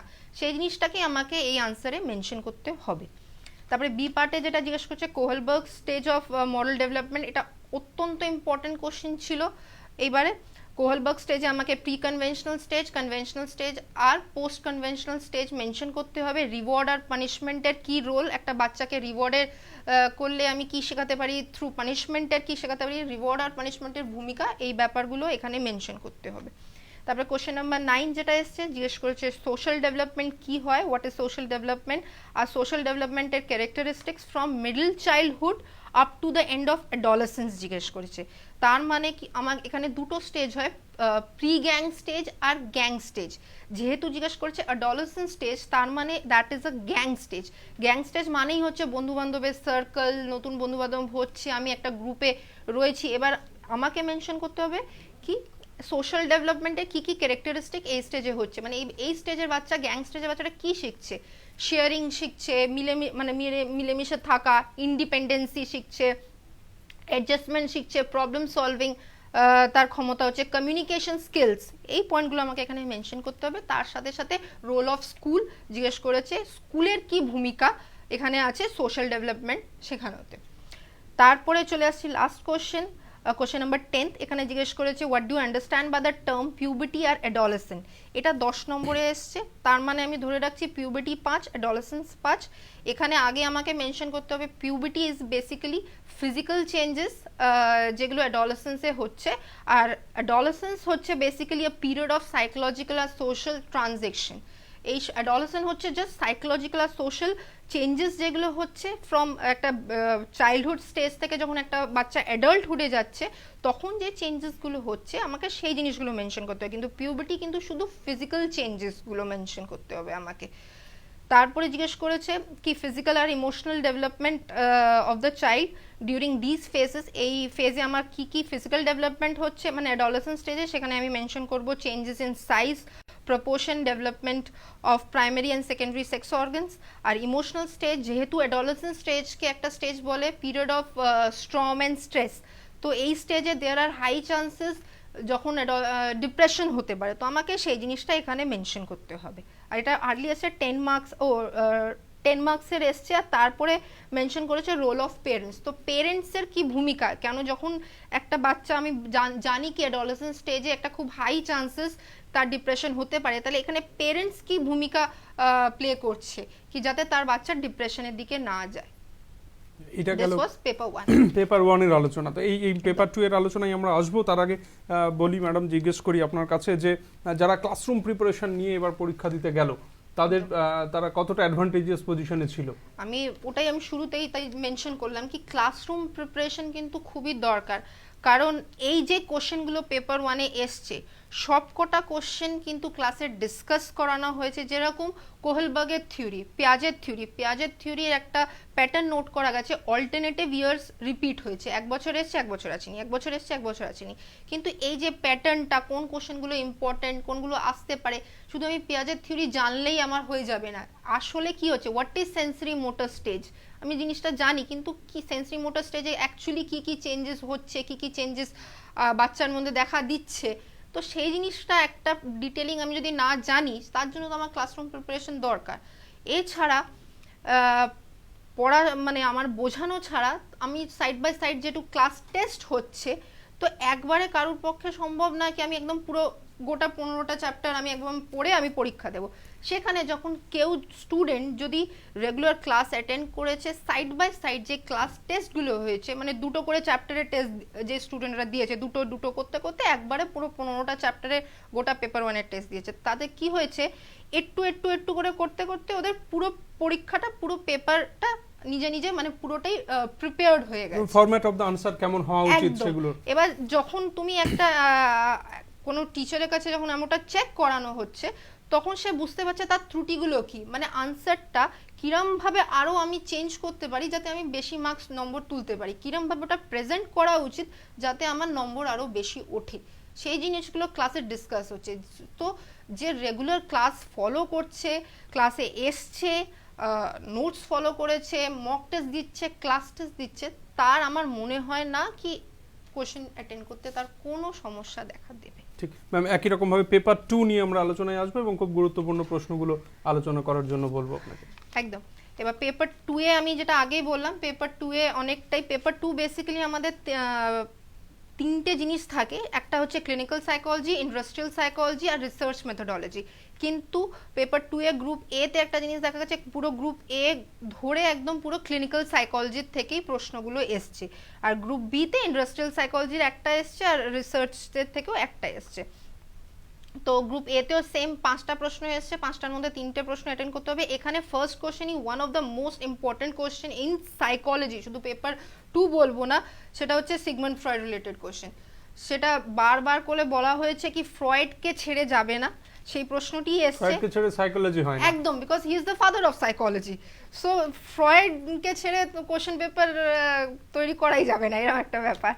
তো যাই হোক, তো সেখানে প্রশ্ন যেটা ফার্স্ট কোশ্চেন এসছে ডিফেন্স মেকানিজম, আমাকে various types of defence mechanism explain করতে হবে, যেগুলো ছিল sublimation, rationalisation, repression, projection with examples আমাকে মেনশন করতে হতো। সেকেন্ড কোশ্চেনটা একটু ঘুরিয়ে দিয়েছে, যেটা আমাকে স্টুডেন্টসও জিজ্ঞেস করছিল ম্যাম এটার এক্সাক্ট আনসার কি হবে, যেটা এসছে ফ্রয়েডস আন্ডারস্ট্যান্ডিং অফ সাইকোলজিক্যাল ডিসঅর্ডার, মানে ফ্রয়েড সাইকোলজিক্যাল ডিসঅর্ডার প্রতি তার চিন্তাধারা কি ছিল। এবার এখানে লেখা উচিত হচ্ছে তোমাদেরকে আইসবার্গ থিওরি, মানে কনসিয়াস, সাবকনসিয়াস, আনকনসিয়াস, ওই ব্যাপারটাকে আমাকে এখানে মেনশন করতে হবে। কারণ ফ্রয়েড সবসময় বলেছে যত সাইকোলজিক্যাল ডিসঅর্ডার্স যেগুলো হয় সেগুলো একমাত্র কারণ হচ্ছে তার চাইল্ডহুড এক্সপিরিয়েন্স, কিছু না কিছু ছোটোবেলায় ট্রমাটিক ঘটেছে যার জন্য আগে গিয়ে কোনো সাইকোলজিক্যাল প্রবলেম দেখা গেছে। আর রোল অফ আনকনসিয়াস, যেটা ফ্রয়েড বারবার করে বলেছে কি আনকনসিয়াস একটা রোল প্লে করে যে কোনো সাইকোলজিক্যাল ডিসঅর্ডারের জন্য। এছাড়া আমি চ্যাপ্টার কোশ্চেন নাম্বার 2 এ যদি যাই, কোশ্চেন নাম্বার 2 হচ্ছে জিজ্ঞেস করেছে স্ট্রেস কি, স্ট্রেসের কজেস কি, কনসিকোয়েন্সেস কি, আর এখানে একটা মডেল আছে হ্যান্সলি মডেল, সেটা মেনশন করেছে। এখানে আমাকে হ্যান্সলি মডেলে অ্যালার্ম, রেজিস্ট্যান্স, এক্সজশন, এই কোশ্চেনটা আমাকে আনসারটা মেনশন করতে হবে। আর কোশ্চেন নাম্বার 3 যেটা জিজ্ঞেস করেছে anxiety disorder with different types. এবার এনজাইটি ডিসঅর্ডার ডিফারেন্ট টাইপস হচ্ছে phobia, panic disorder, GAD, OCD আর PTSD, post traumatic stress disorder. এই ডিসঅর্ডারগুলো সম্পর্কে আমাকে লেখার উচিত ছিল। তার সাথে সাথে সাইকোসোশ্যাল কজেস আমাকে জিজ্ঞেস করছে, ইটিওলজি মানে হচ্ছে আমাকে কজেস লিখতে হবে, এখানে সাইকোসোশ্যাল মেনশন করে দিয়েছে, তাই জন্য এখানে কিন্তু রোল অফ নিউরনস লিখলে চলবে না, এখানে আমাকে মেনশন করতে হবে স্ট্রেস, ফ্যামিলি, তার কি রোল এনজাইটি জন্য। আর তার সাথে জিজ্ঞেস করেছে CBT, cognitive behaviour therapy. Cognitive behaviour therapy main জিনিসটা কি, সেটা হচ্ছে নেগেটিভ থটসগুলোকে রিপ্রেস করে আমরা পজিটিভ থটসে ট্রান্সফার করি, তো এই ব্যাপারটি আমাকে এই আনসারটা মেনশন করতে হবে। আর গ্রুপ এর লাস্ট প্রশ্ন যেটা হচ্ছে সেটা হচ্ছে রাইট এ শর্ট নোট, জিজ্ঞেস করেছে এনি টু, সেখানে আইসনিকের থিওরি দিয়েছে। অ্যাবনর্মাল বিহেভিয়ার, কি কি কজেস অফ অ্যাবনর্মাল বিহেভিয়ার আমাকে মেনশন করতে হবে, parent child relationship, heredity factors. আরেকটা যেটা সি পার্ট এসছে sources and types of conflict, এটা আমি মেনশন একটা জিনিস বলবো, টাইপস অফ কনফ্লিক্ট বলতে কিন্তু এখানে অ্যাভয়েডেন্স থিওরি, অ্যাপ্রোচ, ওই ব্যাপারগুলো আমার কিন্তু লিখলে হবে না, কি অ্যাভয়েডেন্স, অ্যাপ্রোচ, এখানে টাইপ অফ কনফ্লিক্ট কিন্তু মেনশন করে দিয়েছে অর্গানাইজেশন পয়েন্ট অফ ভিউ থেকে আমাকে বলতে হবে। তার মানে আমাকে এখানে বলতে হবে structural conflict, functional conflict, line staff conflict, এই জিনিসগুলো আমাকে মেনশন করতে হবে। আর তারপরে দিয়েছে রিহ্যাবিলিটেশন জিনিসটা কি, তার সম্বন্ধে একটা ডিটেল আমার কি চিন্তাধারা আছে সেটা আমাকে মেনশন করতে হবে। দ্যাট ওয়াজ গ্রুপ এ। ঠিক একই রকম ভাবে খুব দ্রুত আমরা দেখব গ্রুপ বি তে কি ধরনের প্রশ্ন হবে। সো গ্রুপ বি তে টোটাল আমার কাছে 3টে প্রশ্ন এসেছে, আমাকে অ্যাটেন্ড করতে হবে 2টো প্রশ্ন। গ্রুপ বি তে ফার্স্ট কোশ্চেন যেটা জিজ্ঞেস করেছে মোটিভেশন কি, অর্গানাইজেশন সাইকোলজিতে মোটিভেশন কি রোল প্লে করে আর তার ডিফারেন্ট থিওরি। এখানে থিওরিজের মধ্যে আমাকে 4টে থিওরি মেনশন করতে হবে, McClelland theory, Maslow theory, Herzberg theory, Alderfer theory, এদের থিওরি সম্পর্কে আমাকে জানাতে হবে। আর কাজের ক্ষেত্রে যেটা জিজ্ঞেস করেছে what is motivation in organisation psychology, এখানে কিন্তু আমাকে জব স্যাটিসফ্যাকশন লেভেল যে আনসারগুলো পয়েন্টগুলো ছিল আমাকে সেগুলো কিন্তু মেনশন করতে হবে, কি কেন জব স্যাটিসফ্যাকশন, কারণ জব স্যাটিসফ্যাকশন থাকলেই মোটিভেশন আসবে আমার কাজে, তো আমাকে সেই পয়েন্টসগুলো আমাকে এখানে লিখতে হতো। তারপর দ্বিতীয় প্রশ্ন জিজ্ঞেস করেছে ওল্ড এজ কি, ওল্ড এজের কী কী সমস্যা দেখা দেয় আর সেগুলো আমি কি করে ট্যাকল করতে পারি, সেগুলো হচ্ছে একটা সিম্পল কানে কম শোনা, চোখে কম দেখা, এই জিনিসগুলো আমাকে এখানে মেনশন করতে হবে। আর লাস্ট কোশ্চেন যেটা গ্রুপ বি থেকে এসছে সেটা হচ্ছে রিসার্চ মেথোডোলজি থেকে এনপিসি কি, এনপিসির প্রপার্টিজগুলো আমাকে মেনশন করতে হবে। খুব ভালো হয় যদি এনপিসির সাথে সাথে এখানে একটা ডায়াগ্রাম ছিল এনপিসির, আমি এনপিসির ডায়াগ্রামটা যদি এঁকে দিই তাহলে আরও বেশি স্কোর মার্কস ক্যারি করবে। তার সাথে সাথে বি পার্ট এসছে প্যারামেট্রিক আর নন প্যারামেট্রিকের স্ট্যাটস কি, সেটাও সেম, যেহেতু ডিফারেন্স এসছে দুটো কলাম বানিয়ে দুটো সম্পর্কে আমাকে বলতে হবে। That was paper 2। ঠিক, এটা গেল অ্যানালিসিস পার্ট। এবার ম্যাডাম আপনি কিরকম স্কোর এক্সপেক্ট করেন যারা এবার পরীক্ষা দিল? এইবার যা আমি দেখেছি যেহেতু অনেকটা পার্ট বাই পার্ট এসছে, এতটা ছোট 5, 10, 5, 15 এরকম করে এসছে, তো সেখানে আমি আশা করছি স্টুডেন্ট যারা তোমার 5টা প্রশ্নই যারা অ্যাটেন্ড করেছে তাদের থেকে আমি আশা করছি অ্যাটলিস্ট কম করে 55 to 60% আমি আশা করছি যারা 5টা, যেটা খুব ভালো স্কোর বলা যেতে পারে। একদম ঠিক, ওকে, অনেক ধন্যবাদ ম্যাডাম। আপনি দুটো পেপারই এবারের সাইকোলজির যে অপশনাল পেপার 1 এবং পেপার 2 সেটা নিয়ে অ্যানালিসিস করলেন, অসংখ্য ধন্যবাদ। আমরা আসবো এবার জিওগ্রাফি নিয়ে আলোচনায়। আপনারা এতক্ষণ দেখছিলেন আমরা যে আলোচনা করছি অপশনাল পেপার, এতক্ষণ আলোচনায় ছিল হিস্ট্রি এবং সাইকোলজি। এবার আলোচনায় আসবো জিওগ্রাফি নিয়ে, এবং জিওগ্রাফি নিয়ে আলোচনা করার জন্য আমার সঙ্গে স্টুডিওয়ে রয়েছেন শ্রী রাজকুমার জানা, রাইসের বিশিষ্ট শিক্ষক এবং আপনাদের কাছে খুব পরিচিত মুখ। স্যার আমাদের টক শোয়ে বারবার এসেছেন। স্যার প্রথমেই জানতে চাইবো যে আপনার ছাত্রছাত্রীদের পরীক্ষা কেমন হলো, কি বলছে তারা? প্রথমে বলি জিওগ্রাফি তো একটা পরিচিত সাবজেক্ট, কারণ ছাত্রছাত্রীরা এটা অপশনাল নিক বা না নিক, সে ডাব্লিউবিসিএস প্রিলিমিনারিতেও পড়েছে 25 মার্কসের জন্য, ডাব্লিউবিসিএস মেন্স কম্পালসারি পেপার সেখানেও সে পড়েছে 100 মার্কসের জন্য। শুধু পরিচিত নয়, গুরুত্বপূর্ণ, একদম গুরুত্বপূর্ণ, 100% সে তো ওখানে দিয়েইছে। প্লাস হচ্ছে আবার অপশনাল সাবজেক্টটা যারা চয়েস করেছে অবশ্যই সাবজেক্টের কোশ্চেনগুলো দেখে সত্যি তারাও উচ্ছ্বাসিত। আমাদের হয়তো এই অনুষ্ঠানের ঠিক আগেই, এক্সামের আগে এই অপশনাল পেপার নিয়ে অ্যানালাইজ হয়েছিল যে কি ধরনের কোশ্চেন আসতে পারে প্রিপারেশনের উপরে। সেখানে যদি আমরা কোশ্চেনগুলো দেখি, সেখানে যদি আমাদের আলোচনাটা ঠিকঠাকভাবে শুনি, তাহলে দেখতে পাবো যে আমাদের এখানে যে কোশ্চেনগুলো হয়েছে প্রায় 70 থেকে 80% ম্যাচ করে গেছে। এই ধরনের আমাদের আলোচনা হয়েছিল। আমিও তো ভীষণ খুশি এবং আমার স্টুডেন্টসরাও ভীষণ খুশি যে ওই আলোচনা প্লাস আমাদের ক্লাসে যে সমস্ত আলোচনা হয়েছে সেগুলো থেকে ওই একই রকম 70 থেকে 80% প্রায় কমন এসে গেছে।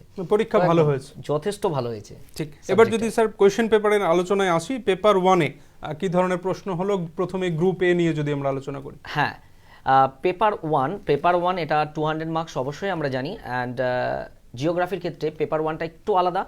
পেপার 1-এ দুটো গ্রুপ থাকে, গ্রুপ এ এবং গ্রুপ বি। এই দুটো গ্রুপে 10টা কোশ্চেন থাকে, 5টা করে। গ্রুপ এতে 5টা, গ্রুপ বিতে 5টা। সেই 5টা 10টা কোশ্চেনের মধ্যে স্টুডেন্টকে সিলেক্ট করতে হবে 5টা কোশ্চেন। বাট গ্রুপ এতে 5টা কোশ্চেনের মধ্যে দুটো, গ্রুপ বিতে 5টা কোশ্চেনের মধ্যে দুটো, 4টে মাস্ট। এরপরে দুটো গ্রুপ মিলিয়ে যে কোনো একটা কোশ্চেনের আনসার তাকে দিতে হবে। তো প্রথমেই আমি যেটা আইডিয়া আগেও দিয়েছিলাম যে প্রথমে কোশ্চেন পেপার হাতে পাওয়ার পরে 5 মিনিট ভালো করে কোশ্চেন পেপারটাকে দেখা, কারণ স্টুডেন্টসদের কাছে ফার্স্ট পেপারটা অবশ্যই এত কমন আসে, 10টার মধ্যে 7 থেকে 8টা তাদের চয়েসে চলে আসে। এবার সিলেক্টটা ঠিক করতে হবে কোনটা লিখবো, কোনটাতে আমি অল্প সময়ে সবটা নামাতে পারবো উইথ ডায়াগ্রাম সহকারে, তাহলে সেটাকে আগে আইডেন্টিফাই করতে হবে।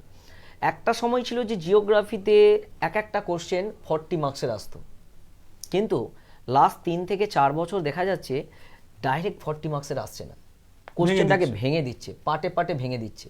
সেক্ষেত্রে কিন্তু স্টুডেন্টদের কাছে এটা সুবিধাই হয়েছে স্কোর করার ক্ষেত্রে, কারণ অনেক স্কোর করার ক্ষেত্রে সুবিধা। এবং এটা অন্যান্য সাবজেক্টের ক্ষেত্রেও লক্ষ্য করা যাচ্ছে। একটা 40 মার্কসের আনসার করতে গিয়ে সে দেখা গেল যে 40 মার্কসের আনসারটা তার কাছে জানা নেই সম্পূর্ণভাবে, কিন্তু এখানে পাটে ভেঙে দেওয়ার ক্ষেত্রে দেখা গেল যে 20 প্লাস 15 প্লাস 5 দেওয়া হয়েছে। 5 মার্কসের কোশ্চেনের আনসারটা তার ঠিকভাবে জানা নেই, কিন্তু 20 প্লাস 15 মার্কসের আনসারটা তার জানা আছে, তাহলে সে 35 মার্কসের আনসারটা খুব যথেষ্ট ভালো করে দিল।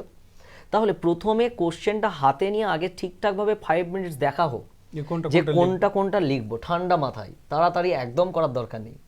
নেক্সট এবার প্রথম যে কোশ্চেনটা সিলেক্ট করব সেটা যথেষ্ট ভালো করে দেওয়ার চেষ্টা করব। তবে এখানে মনে রাখতে হবে যে একটা কোশ্চেনের আনসার দেবো সেখানে 35 মিনিটস ম্যাক্সিমাম, 30 থেকে 35 মিনিটস এর মধ্যে আমাকে আনসার নামাতে হবে। হ্যাঁ, হতেই পারে প্রথম কোশ্চেনটা আনসার দিতে গিয়ে 35 মিনিটসের জায়গায় 40 মিনিটস চলে গেল। সেক্ষেত্রে পরের যে কোশ্চেনটা করব অবশ্যই স্টুডেন্টসের কাছে মাথায় খেয়াল রাখতে হবে যে সেক্ষেত্রে 5 মিনিটস অন্য কোশ্চেনের ক্ষেত্রে একটু কমিয়ে দেবো। তো আমি একদম ডাইরেক্ট কোশ্চেনের দিকে চলে যাই। তো সেখানে দেখতে পাচ্ছি গ্রুপ এতে আমাদের 5টা কোশ্চেন এসেছে। এই 5টা কোশ্চেনের মধ্যে 3টে কোশ্চেন একদম হুবাহু আমাদের স্টাডি মেটেরিয়াল ওরিয়েন্টেড এবং ক্লাসে ভীষণভাবে ডিসকাস হয়, এবং আমরা ওই একটা কথা বললাম একটু আগে যে আমরা যে আগে আলোচনা করেছি সেখান থেকেই এসেছে, এবং দু একটা স্টুডেন্ট সেখান থেকে কোশ্চেনও করেছিল, সেই কোশ্চেন থেকে আমরা আনসারও দিয়েছিলাম যে এই জিনিসগুলো দেখে যেতে পারো। তার মধ্যে প্রথম কোশ্চেনটা প্রত্যেকটা স্টুডেন্টই প্রায় যারা অপশনাল নিয়ে আমাদের কাছে এসেছে এবং পড়াশোনা করেছে, পরীক্ষা দিয়েছে, প্রথম কোশ্চেনটা প্রত্যেকেই টাচ করবে। 3 নাম্বার কোশ্চেনটা, 3 নাম্বার কোশ্চেন এখানে বলেছে mention the different conditions that are favourable for the growth of coral reefs. এটা আমাদের ওশানোগ্রাফির একটা কোশ্চেন। ওশানোগ্রাফির এই পার্টটা থেকে 3টে কোশ্চেন হয় কোরাল রিলেটেড। এক হলো কোরাল কাকে বলে এবং তার বিভিন্ন টাইপসগুলো, এই 2 নম্বর কোরাল ব্লিচিং। কোরাল ব্লিচিং মানে হলো কোরাল মরে যাওয়া, তার কারণটা কি। আর 3 নম্বর হলো কোরাল রিফ বা কোরাল গড়ে ওঠার ক্ষেত্রে তার উপযোগী পরিবেশ। তো এই 3টে কোশ্চেন আমরা বারবার করাই, সেখানে দেখা যায় কোনো না কোনো কোশ্চেন একটা আসেই। আগের বছর যেমন কোরাল ব্লিচিং এসেছিল, এইবারে দিয়েছে কোরাল গড়ে ওঠার জন্য তার আদর্শ পরিবেশ কি হওয়া দরকার। এখানে সিম্পলি আনসারটা প্রথমেই দিতে হবে ইন্ট্রোডাকশনে কোরাল রিফ কাকে বলে। 2 নম্বর কোরাল রিফ কোন জায়গায় গড়ে ওঠে, ঠিক গড়ে ওঠার সাথে সাথে পেছনে একটা অবশ্যই বা নিচে একটা ডায়াগ্রাম দিতে হবে। জিওগ্রাফি উইথাউট ডায়াগ্রাম চলে না বললেই হলো, ইনকমপ্লিট। এরপরে ওখানে এবার দিতে হবে যে কোরাল রিফ গড়ে ওঠার জন্য উপযোগী কতগুলো পরিবেশ, যেটা এখানে কোশ্চেন চেয়েছে। অবশ্যই এখানে মাথায় রাখতে হবে প্রথম কোশ্চেনটার জন্য 26 মার্কস, তাহলে 26 মার্কসের জন্য ম্যাক্সিমাম আমি 20 থেকে 25 মিনিটস দিতে পারি, এর বেশি না, সেটা রিপ্রেজেন্ট করে দিলেই হলো। এবার এই কোরাল গড়ে ওঠার জন্য উপযোগী পরিবেশ একদম কমন আনসার, খুব সহজেই আনসারগুলো দেওয়া যায়, বেশি নয় 10 থেকে 15টা পয়েন্ট ওখানে দিয়ে দাও, টু দ্য পয়েন্ট দিয়ে কনক্লুশন দিয়ে বেরিয়ে এসো। তারপরের যেটা কোশ্চেন করেছে account for the surface ocean currents of the Atlantic ocean with illustrations, অর্থাৎ এখানে 14 মার্কসের দিয়েছে। এটা আমরা WBCS কম্পালসারিতেও পড়াই। 3টে ওশান আছে, অ্যাটলান্টিক, প্যাসিফিক আর ইন্ডিয়ান ওশান। এই 3টে ওশান থেকে জেনারেলি কম্পিটিটিভ ফিল্ডের কোশ্চেন হয়, এমসিকিউ মডিউলেও হয়, ডেসক্রিপটিভ মডিউলেও হয়। সেই ওশানগুলোর জেনারেলি কারেন্টসগুলোর নাম কি, এইবার সেই কারেন্টসগুলোর মধ্যে আমাকে একটা মেনশন করে দিয়েছে যে অ্যাটলান্টিক ওশানের কারেন্টসগুলো সম্পর্কে ডায়াগ্রাম সহকারে বর্ণনা করো। তাহলে অ্যাটলান্টিক ওশান কোন জায়গায় রয়েছে এটা প্রথমে দিয়ে দাও, এরপরে অ্যাটলান্টিক ওশানের উল্লেখযোগ্য কারেন্টসগুলোর সম্পর্কে দিয়ে দাও। দু একটা, যেমন উদাহরণ Brazil current, Benguela current, Labrador current, canary current, Falkland current, এই কারেন্টগুলো সম্পর্কে দাও। যে এই কারেন্ট সেখানে 2-3 লাইন লিখে দাও যে এই কারেন্টটা কোন এরিয়া দিয়ে ফ্লো করে, কারেন্টের কন্ডিশনটা কি, ওয়ার্ম না কোল্ড, এটা রিপ্রেজেন্ট করে দাও।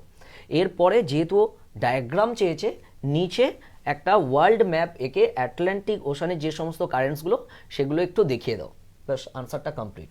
এই আনসারটা দিতে গেলে খুব বেশি হলে 10 থেকে 12 মিনিট সময় লাগবে। এই 10 থেকে 12 মিনিটের মধ্যে আমার 40 মার্কস হয়ে গেল। তাহলে টোটাল কোশ্চেনটার আনসার আমি দিলাম খুব জোর হলে 32 মিনিট থেকে 35 মিনিট। ফার্স্ট কোশ্চেনটার আনসার কমপ্লিট, এবং কমপ্লিট আনসার স্টুডেন্টের খাতে এই কোশ্চেনটা যথেষ্ট সহজ। 2 নম্বর যে কোশ্চেনটা আমরা চয়েস করব সেটা হলো কার্টোগ্রাফি। কার্টোগ্রাফি এখানে যে কোশ্চেনটা সহজ এসেছে আমরা অবশ্যই চয়েস করব। এছাড়াও বহু কোশ্চেন আছে যেগুলো আমরা করতেই পারি। তো 2 নম্বর হিসাবে আমি চয়েস করতে বলেছি স্টুডেন্টসদের, সেটা হলো কার্টোগ্রাফি। কার্টোগ্রাফি কোশ্চেনটা হয়তো, কার্টোগ্রাফিটা নাম শুনে একটু ভয় লাগে, কিন্তু কার্টোগ্রাফি কোশ্চেন এখানে থিওরিটিক্যাল কোশ্চেন, তো কোশ্চেন খুবই সহজ হয়। যেমন আমরা দুটো প্রজেকশন নিয়ে সবসময় আলোচনা করি, একটা হলো কনিক্যাল প্রজেকশন আর একটা হলো পোলার জেনিথাল প্রজেকশন। এই দুটো প্রজেকশন নিয়ে আমরা ক্লাসে সবসময় আলোচনা করি, আমাদের মেটেরিয়ালসেও দেওয়া আছে। সিম্পলি এখানে দিয়ে দিয়েছে যে discuss the fundamental common properties of polar zenithal projections. Polar zenithal প্রজেকশনের কিছু প্রপার্টিস, গুণাগুণ সম্পর্কে আলোচনা করো। তাহলে এখানে স্টুডেন্টসদের ক্ষেত্রে 20 মার্কসের আছে। এখানে আনসারটা নামাতে হবে ঠিক পোলার জেনিথাল প্রজেকশন কাকে বলে, কত ধরনের পোলারাইজেশন পজিশন আছে। 3 ধরনের জেনারেলি প্রজেকশন পোলার জেনিথাল পজিশন আছে, সেখানে নমনিক প্রজেকশনাল পজিশন আছে, স্টিরিওগ্রাফিক আছে। তো এই 3টে জাস্ট নামিয়ে দেওয়া হবে। এর পরে কি চেয়েছে না প্রপার্টিস। প্রপার্টিস এখানে 10 থেকে 15টা পরপর প্রপার্টিস 1 লাইন করে লিখে দিলেও হবে, বা প্রপার্টিসের পয়েন্টটা দিয়ে সেক্ষেত্রে 2 লাইন আরও লিখে দেওয়া চলবে। এইবার পোলার জেনিথাল প্রজেকশন এটার একটা hand diagram, free hand diagram দিতে হবে। ফ্রি হ্যান্ড ডায়াগ্রামের জন্য আমরা আগেও ক্লাসে করিয়েছি যে নর্দার্ন হেমিস্ফিয়ারের জন্য পোলার জেনিথাল প্রজেকশন কীরকম হবে। পোল এখানে তো নামই দিয়ে দিয়েছি পোলার, পোলার মানে কি পোল, এমন একটা প্রজেকশন যেটা পোলকে রিপ্রেজেন্ট করবে। তাহলে সেক্ষেত্রে নর্দার্ন হেমিস্ফিয়ারের জন্য কোন ধরনের এবং সাউদার্ন হেমিস্ফিয়ারের জন্য কোন ধরনের ফ্রি হ্যান্ড ডায়াগ্রামটা হবে সেটা আমরা ক্লাসে বলে দিই। জাস্ট এটুকু দিয়ে চলে এসো, সেটা 20 মার্কসের। সহজেই এখানে 60 থেকে 70% মার্কস উঠে আসবে, কারণ প্র্যাকটিক্যাল বা কার্টোগ্রাফি এমন একটা সাব টপিক যেখানে মার্কস বিশেষ কমানো যায় না, কারণ যেটুকু লিখতে বলেছে ওটুকুই লিখতে হবে, এখানে কোনো গল্প চলে না, এবং সঠিক লিখলে সঠিক আনসার পাওয়া যাবে ম্যাথসের মতো। তারপরে দিয়েছে classify map according to scale and purpose.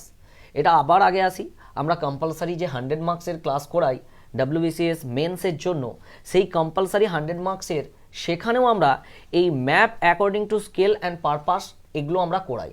এটা দুই ধরনের ম্যাপের মধ্যে স্কেল আমরা ব্যবহার করি।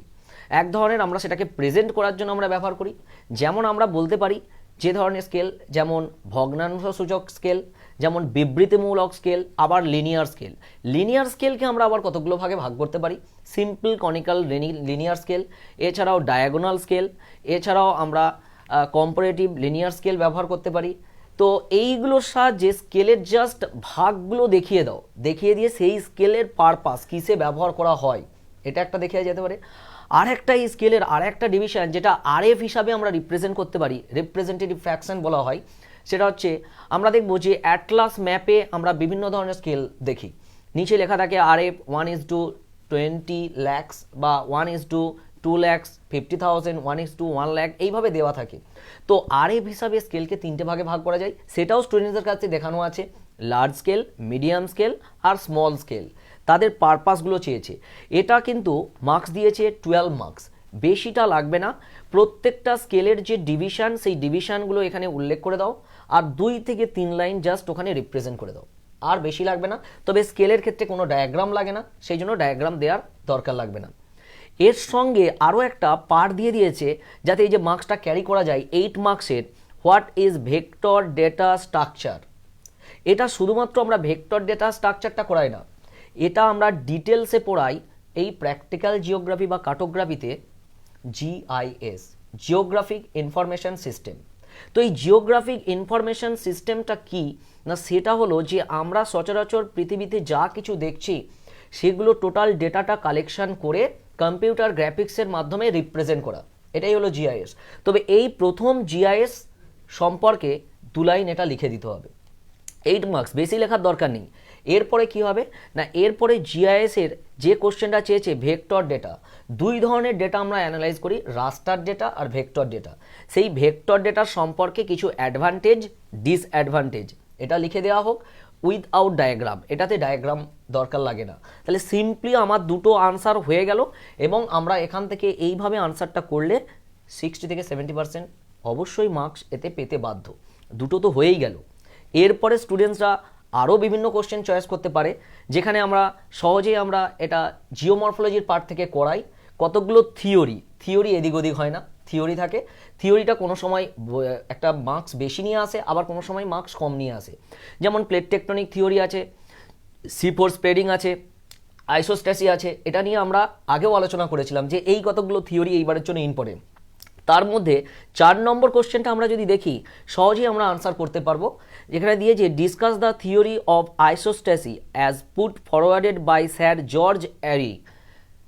আইসোস্ট্যাসি এই থিওরিটার সম্পর্কে বহু এরকম সায়েন্টিস্ট আছে, তাদের মতবাদ, তাদের থিওরি রিপ্রেজেন্ট করেছেন।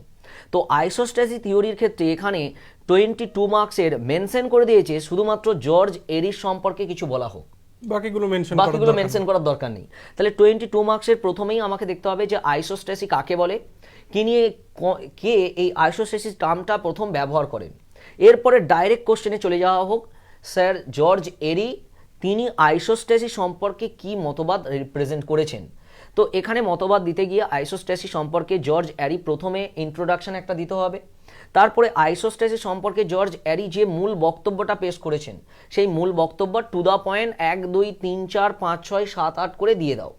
এরপরে আমরা প্রত্যেকেই জানি যে জর্জ এরি সম্পর্কে তিনি যখন এই থিওরিটা রিপ্রেজেন্ট করেছেন একটা সুন্দর ডায়াগ্রাম দিয়েছেন, সেই ডায়াগ্রামটা রিপ্রেজেন্ট করো ওর নিচে। এরপরে জর্জ অ্যারি সম্পর্কে কিছু সমালোচনা করে দাও, সেই সমালোচনা হিসাবে তুমি অবশ্যই ত্রুটি, বিচ্যুতি এইগুলোকে একটু আলোচনা করে দাও 4-5টা পয়েন্টে, তাতে তোমার 22 মার্কস কমপ্লিট হয়ে যাবে। বেশি সময় এটাতেও নিলে হবে না, এটাতেও ওই 15 থেকে 18 কি 20 মিনিটস নিয়ে এটাকে ছেড়ে দাও, দেখো তোমার 20 মার্কস বা 22 মার্কস কমপ্লিট হয়ে যাচ্ছে। এর পরের যে কোশ্চেনটা দিয়েছে যে এই যে আইসোস্ট্যাসি থিওরিটা ইমপ্লিমেন্ট হচ্ছে বা আমরা বাস্তবে এর কিছু মিল পাচ্ছি, এটা কোথায়? আমরা এটাকে আইসোস্ট্যাটিক ব্যালেন্স বলি। আইসোস্ট্যাটিক এই ব্যালেন্স এটা আমরা বেশিরভাগ অ্যান্টার্কটিক রিজিয়ান বা পোল এরিয়াতে দেখি, যে গ্লেসিয়ার ধীরে ধীরে ডিজলভ হয়ে গেলে কিভাবে ভূমিটা স্লোলি উত্থান হচ্ছে এবং একটা ব্যালেন্স ক্রিয়েট করছে। এটা 12 মার্কসের। কোথায় দেখা যায় এটা, তার ফলে কি কি এফেক্ট হচ্ছে পৃথিবীর কোনো পরিবর্তন হচ্ছে কিনা, এবং আরও কোথায় কোথায় আমরা এটা দেখতে পাবো, এটা সম্পর্কে একটু আলোচনা করে দিতে হবে 12 মার্কসের। এটাকে যদি আমরা মনে করি যে আমাদের কাছে হয়তো এটা ঠিকঠাক আসছে না, কঠিন হয়ে যাচ্ছে, কিন্তু কঠিন কিছুই নয়, কারণ আইসোস্ট্যাসিস থিওরির সঙ্গে এটা আমরা ব্যালেন্সটা ইকুয়াল ওটাতে অ্যাড করে দেওয়া থাকি, স্টুডেন্টদের কাছে ডিসকাসও করি এবং মেটেরিয়ালসও আমরা প্রোভাইড করে থাকি যেহেতু রিলেটেড। এবার তার সঙ্গে 6 মার্কসের একটা কোশ্চেন দিয়েছে, এটাও আমরা আলোচনা আগেও করেছি, যে সাইকেল অফ ইরোশন সম্পর্কে কয়েকজন থিওরি রিপ্রেজেন্ট করেছেন, যেমন ডেভিস করেছেন, যেমন পেং করেছেন। তো তার মধ্যে সবসময় আমরা দেখি, আগের বারেও আমরা আলোচনা করেছি, এবারেও আলোচনা করছি, ডেভিসের সাইকেল মডেল। বাট ডেভিসের সাইকেল মডেল এটা সাধারণত আমরা 40 মার্কসেরও আনসার করতে পারি, 20 মার্কসেরও আনসার করতে পারি, 10 মার্কসেরও আনসার করতে পারি। তবে আমরা এটা ডেভিসের সাইকেল মডেলটাকে আমরা 40 মার্কস থেকে 20 মার্কস এই নিয়ে আলোচনা করি, বাট এখানে দিয়েছে 6 মার্কসে। তাহলে যখন 6 মার্কসের আলোচনা করব তখন আমরা ওই একটা পেজের মধ্যে আলোচনা করে দেবো। তাহলে একটা পেজের মধ্যে প্রথমে সাইকেল অফ ইরোশন কি 2 লাইনে লিখে দাও, তারপরে এই সাইকেল অফ ইরোশনের প্রবক্তাকে কত সালে তিনি এটা রিপ্রেজেন্ট করেছেন সেটা দিয়ে দাও। এরপরে তিনি কি নিয়ন্ত্রকগুলো ব্যবহার করেছেন যে এই সাইকেল অফ ইরোশনের ক্ষেত্রে, 3টে নিয়ন্ত্রক, শুধু পয়েন্ট ডিসকাস করার দরকার নেই। এইবার এই 3টে নিয়ন্ত্রকের মধ্যে স্টেজেস কথা বলেছেন, যে বিভিন্ন স্টেজ রয়েছে সাইকেল অফ ইরোশনে, প্রাইমারি স্টেজ, মিডিয়াম স্টেজ। তো এই স্টেজগুলো সম্পর্কে বলে দাও। কেউ বলে এটা যৌবন, কেউ বলে এটা পরিণত, কেউ বলে এটা বার্ধক্য দশা। এই দশাগুলো শুধু নামগুলো উল্লেখ করে দাও, আর কিছু দেওয়া দরকার নেই, কারণ এখানে মার্কস হলো 6 মার্কস। সবসময় তোমাকে মাথায় রাখতে হবে আমি যে আনসারটা প্রেজেন্ট করছি আমার টাইমটা ঠিকঠাক আছে কিনা, অবশ্যই টাইম ম্যানেজমেন্ট করতে হবে, এবং আমি যে আনসারটা প্রোভাইড করছি সেটা 20 মার্কস। যেমন একটা পেজের মধ্যে 20 মার্কস লেখাটা একদম বাজে হয়ে যায়, আবার একটা 4টে পেজের মধ্যে আমি 6 মার্কসের আনসার করছি, সেটাও দেখতে বাজে লাগে। তাহলে আমাকে অবশ্যই এটা মাথায় রাখতে হবে যে 6 মার্কসের যখন আনসার করছি, ধরেই নেবো এটা 5 মার্কসের, তাহলে সেটা একটা পেজের মধ্যে নামাবো। আবার যখন 20 মার্কসের আনসার করতে ধরে নেবো যে এটা 20 মার্কস বা 25 মার্কসের, তখন সেটা অবশ্যই 2টো পেজের অন্তত বোথ সাইড যেন হওয়া চাই। এটা হলে কি হবে, সাইকোলজিক্যালি একটা আনসার পারফেক্ট হলো। ওকে, তো এটা গেল 3 নম্বর কোশ্চেন। আমাদের দরকার ছিল 2টো, আমরা পেয়ে গেলাম 3টে। আরও একটা কোশ্চেন আমরা খুব সহজে এটা আনসার করতে পারি, যেটা বলা হয়েছে যে কনিফেরাস ফরেস্ট আর টেম্পারেট ফরেস্ট এই দুটোর মধ্যে কিছুটা পার্থক্য, সেটাকে নিয়ে তুলনামূলক আলোচনা করো। তো এটা কোশ্চেন 20 মার্কসের। পার্থক্য যখনই দেবে স্টুডেন্টের কাছে সেটা লুপে নেওয়া উচিত, কারণ অতি অল্প সময়ে সেটা প্রেজেন্ট করা যায়। টু দ্য পয়েন্ট প্রথমেই দিয়ে দাও যে কনিফেরাস ফরেস্ট কাকে বলে, তারপরে দিয়ে দাও টেম্পারেট ফরেস্ট কাকে বলে, সেই বায়োমের ইকোসিস্টেমগুলো চেয়েছে। এইবার সম্পূর্ণভাবে 3টে কলাম করে নাও। মিডল কলামটা অবশ্যই ছোট হবে, সেখানে আমরা এগুলো শিখিয়েওছি, বারবার এগুলো শিখিয়েছি। মিডিয়াম কলামটা ছোট হবে, মিডিয়াম কলামে পয়েন্টগুলো হবে, এবং 2 সাইডে যার সঙ্গে তুলনা চেয়েছে 2 সাইডে বা দিয়ে দাও। সিম্পলি এটা টু দ্য পয়েন্ট, এটা 8 থেকে 10টা পয়েন্ট দিয়ে দাও। 8 থেকে 10টা পয়েন্টে তোমার 20 মার্কস কভার হয়ে যাবে।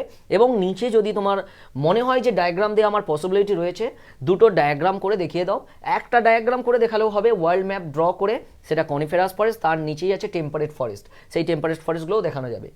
তারপরে আমরা একটা সুন্দর এটার সঙ্গে কোশ্চেন পেয়েছি যে আমরা যে খামারগুলোতে পশুচারণ করি, তাহলে অত্যাধিক যদি আমরা পশুচারণ করি, ছোট্ট খামার না ভেবে আমরা অত্যাধিক পশুচারণ করছি, তাহলে খামারের অবশ্যই ক্ষতি হবে। সেখানে যে গ্রাস রয়েছে, গ্রাসের ক্ষতি হবে। তাহলে সেটাই আমার জানতে চেয়েছে যে ওভার গ্রেজিংয়ের ফলে কি কি প্রবলেম ক্রিয়েট হতে পারে। তাহলে সে সম্পর্কে আমার 10 মার্কস চেয়েছে। যখনই সে সম্পর্কে আমার 10 মার্কস চেয়েছে, তখনই টু দ্য পয়েন্ট 5 থেকে 7টা পয়েন্ট দিয়ে দাও কি কি প্রবলেম হতে পারে। এটা আমরা পড়েছি, সম্পূর্ণ যদি না জানা থাকে নিজের আইডিয়া থেকে এটা সম্পূর্ণ আনসার দেওয়া যাবে। তো এটা গেল আবার 4 নম্বর কোশ্চেন। তাহলে 2টো কোশ্চেন চেয়েছে, আমরা 4টে কোশ্চেনের আনসার ইজিলি আমরা এখানে অ্যারেঞ্জ করতে পারছি। এরপরে আসি গ্রুপ বি। গ্রুপ বি, এখানেও 2টো কোশ্চেন করতে হবে।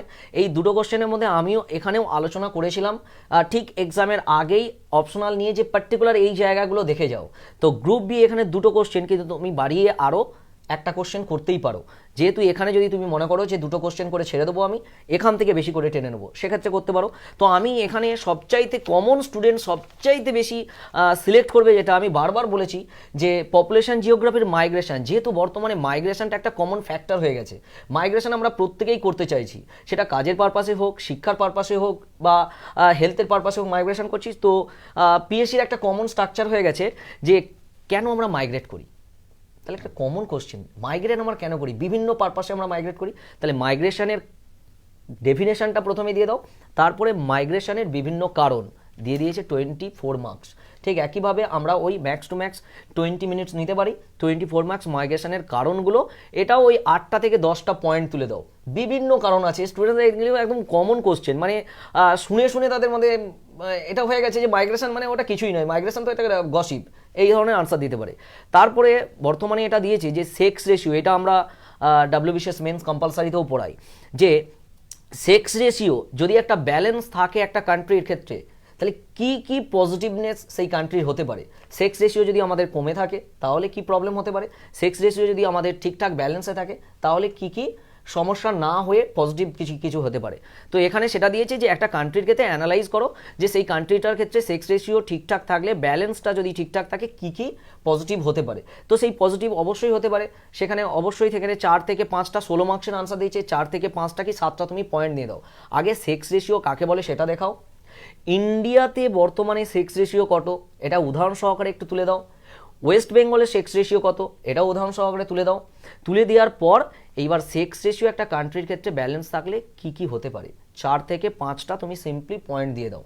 সেই 4 থেকে 5টা পয়েন্ট দেওয়ার পরে তোমার যদি মনে হয় কিছু ডেভেলপ কান্ট্রি সেক্স রেশিওর একটা ব্যালেন্স করে দেবে, সেটা পাই চার্টের মাধ্যমে করে দিতে পারো, একটা ডায়াগ্রাম, অথবা ওয়ার্ল্ড অ্যাটলাস ম্যাপ এখানে ড্র করে দিতে পারো। সিম্পলি তোমার 40 মার্কস, এই 40 মার্কসের জন্য তোমার সিম্পলি আনসার হয়ে যাবে তুমি 24 + 16, এখানেও তুমি 60 থেকে 65% মার্কস ইজিলি ক্যারি করে নিয়ে আসতে পারবে। এটা একটা কোশ্চেন। আর একটা কোশ্চেন আমি যদি মনে করি যে ওই কোশ্চেনটা আমি করবো না, আমি একটা ফ্ল্যাট কোশ্চেন করব, থিওরি বেসড কোশ্চেন করব, তাহলে আমরা এটা নিয়ে আলোচনা করেছি। একটি স্টুডেন্টও সেই আলোচনাতে কোশ্চেন দিয়েছিল যে স্যার এই জায়গাগুলো থেকে অনেক থিওরি আছে, কোন থিওরিটা ফলো করে যাব। আমি 3টে থিওরি বলেছিলাম, একটা হলো সেন্ট্রাল প্লেস থিওরি, আর একটা হলো মাল্টিপল নিউক্লিয়ার মডেল। এই মাল্টিপল নিউক্লিয়ার মডেল এটা দুজন দিয়েছেন, উলম্যান এবং হ্যারিস। এই উলম্যান এবং হ্যারিস তার যে থিওরিটা দিয়েছে সেটা তোর পোর্টালেই তুলে দিয়েছে, যে মাল্টিপল নিউক্লিয়ার মডেলটা আরবান গ্রোথের ক্ষেত্রে এটা সেটেলমেন্ট জিওগ্রাফির একটা পার্ট, আমরা করাই এই থিওরিটা। তো এই থিওরি সম্পর্কে ডিসকাস করো, এটা দিয়েছে 22 মার্কস। সিম্পলি থিওরিটা রিপ্রেজেন্ট করব, কে দিয়েছেন, কত সালে দিয়েছেন, এই যে থিওরিটা দিয়েছেন তার এমটা কী ছিল, তার অবজেক্ট কী ছিল, 3 ডাইমেনশনটা কী, তার অ্যাডভান্টেজ ডিসঅ্যাডভান্টেজ দিয়ে বেরিয়ে এসো। বেশি নয়, এটার ক্ষেত্রেও 2 পেজের বোথ সাইড এনাফ। এটা কারণ দিয়েছে 22 মার্কসের, সহজে আমরা আনসার করতে পারবো, মার্কস ডিস্ট্রিবিউশন ডিস্ট্রিবিউশন একদম আনসার করে দিতে পারবো। তারপরে আমরা যদি কোশ্চেনটা ধরি, একদম সহজ question, CBD central business district, এটা আমরা কিন্তু MCQ কম্পালসারি পেপারেও পড়াই, আবার এটা অপশনাল পেপারেও পড়াই। এখানে ক্যারেক্টারিস্টিক্সগুলো দিয়ে দিয়েছে, মানে তার ক্যারেক্টারগুলো তুলে দিতে হবে যে সেন্ট্রাল বিজনেস ডিস্ট্রিক্ট প্রথমে কি। একটা উদাহরণ দিয়ে দিতে পারি, আমরা উদাহরণ সহকারে করাই আমরা, যে একটা শহরের মধ্যে ব্যস্ততম স্থান, যেখানে অফিস আদালত কমিউনিকেশন সবচেয়ে বেশি থাকবে, দিনের বেলা জনসংখ্যা বেশি থাকবে, রাত্রেবেলা সেখানে কমে যাবে, আর সেখানে বিশেষ সেটেলমেন্ট সেইভাবে থাকবে না, কারণ সেখানে প্লটগুলোর দাম অনেক বেশি, যেমন আমাদের ডালহৌসি, আমরা এটা উদাহরণ দিয়েও বলাই। তো সেই রকম কতগুলো কারণ এখানে তুলে ধরতে হবে। 12 মার্কসে দিয়েছে যেহেতু, সেখানে 5 থেকে 7টা পয়েন্ট সিম্পলি দিয়ে দাও, এটা একটা পেজের বোথ সাইড করে দিলেই না। তারপরে দিয়েছে হোয়াট ইজ প্রিমেট সিটি। এই প্রিমেট সিটি 6 মার্কসের 5 আনসার। আমরা যেটাকে বলি মেট্রো সিটি বা মেগাপলিস আমরা বলে দিতে পারি, যেমন new York, Mexico city, Tokyo. তাহলে সেক্ষেত্রে সেই যে সিটিগুলো, সেই সিটিগুলো গড়ে ওঠার পেছনে কতগুলো বৈশিষ্ট্য, সেই বৈশিষ্ট্য 5টা বৈশিষ্ট্য, সিম্পলি বহু বৈশিষ্ট্য আছে, 5টা বৈশিষ্ট্য তুলে দাও। প্রথমে দাও কে এটা রিপ্রেজেন্ট করেছেন, এটা কাকে বলে, আর 5টা বৈশিষ্ট্য। যেহেতু 6 মার্কস একটা পেজের মধ্যে, সব সময় মাথায় রাখতে হবে 30 থেকে 35 মিনিট, এর বেশি একদম না। এই কোশ্চেনটা আমরা অ্যান্সার দিয়ে দিতে পারি, তাও আমাদের কোশ্চেন এক্সেস হয়ে যাচ্ছে, আরও বেশি আমরা কোশ্চেন করতে পারবো। সেক্ষেত্রে 7 নম্বর কোশ্চেনটা আমরা ডিসকাস করে নিতে পারি। 7 নম্বর কোশ্চেন একদম কমন কোশ্চেন, বিশেষ করে যারা জিওগ্রাফি নিয়ে পড়াশোনা করেছে তাদের কাছে তো এই কোশ্চেনটা একদম পাতি কোশ্চেন বলা হয়, একদম কমন কোশ্চেন। বলেছে যে কমার্শিয়াল ফার্মিং, এই কমার্শিয়াল ফার্মিংয়ের কতগুলো বৈশিষ্ট্য, মানে আমরা কমার্শিয়াল পারপাসে যে ফার্মিংটা করি সেই ফার্মিংয়ের কতগুলো বৈশিষ্ট্য।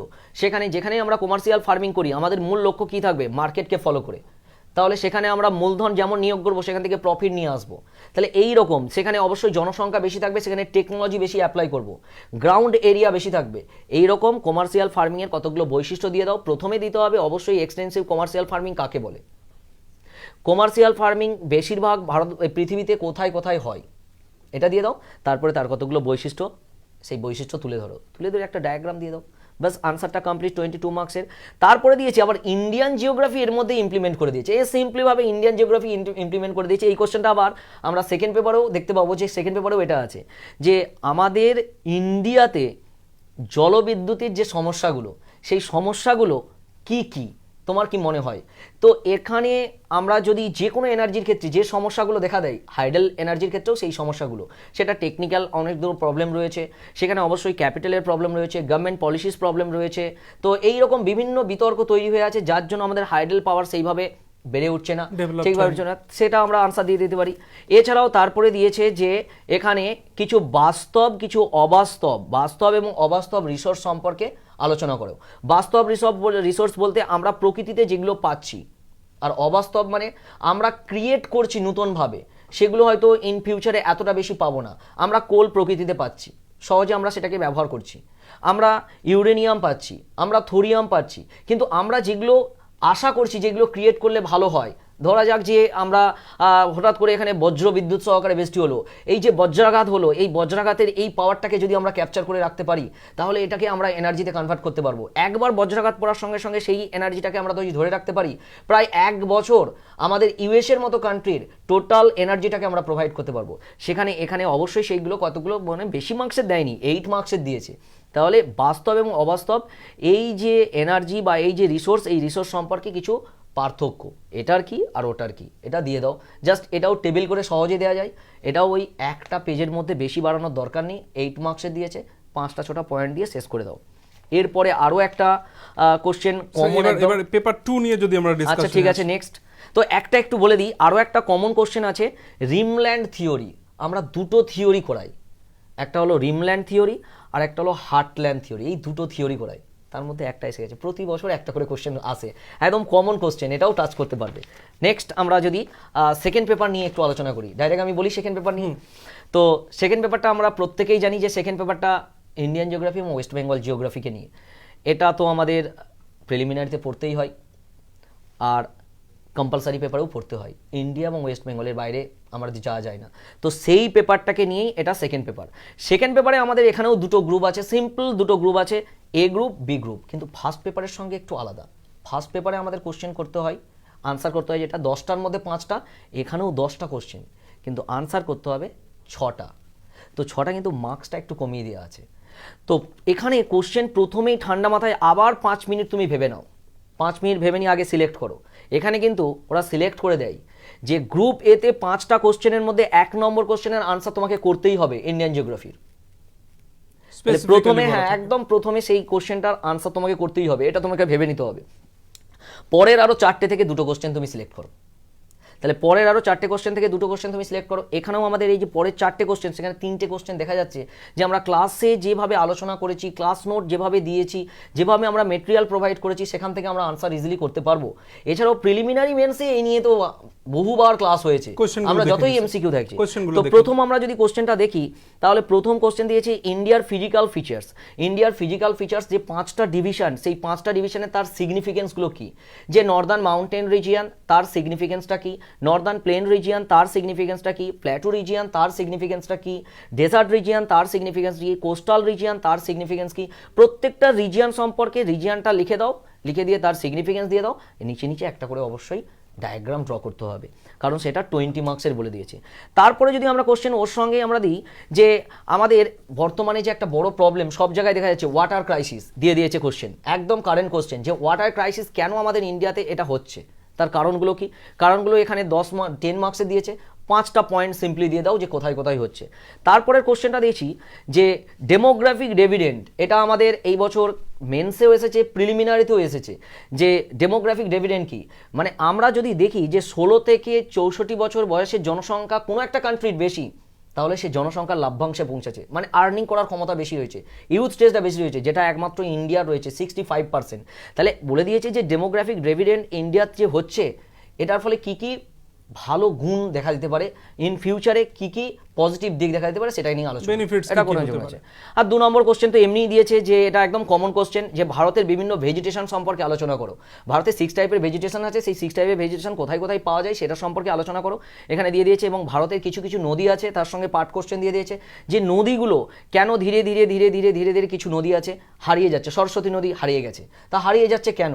কেন আমাদের গঙ্গা রিভার বা হুগলি রিভারে পলি দিন দিন দিন দিন বেড়েই যাচ্ছে, একটা সময় এটাও হয়তো হারিয়ে যাবে, কেন? তার কারণগুলো এখানে 10 মার্কসের আলোচনা করতে বলেছে, এটাও কমন কোশ্চেন আছে।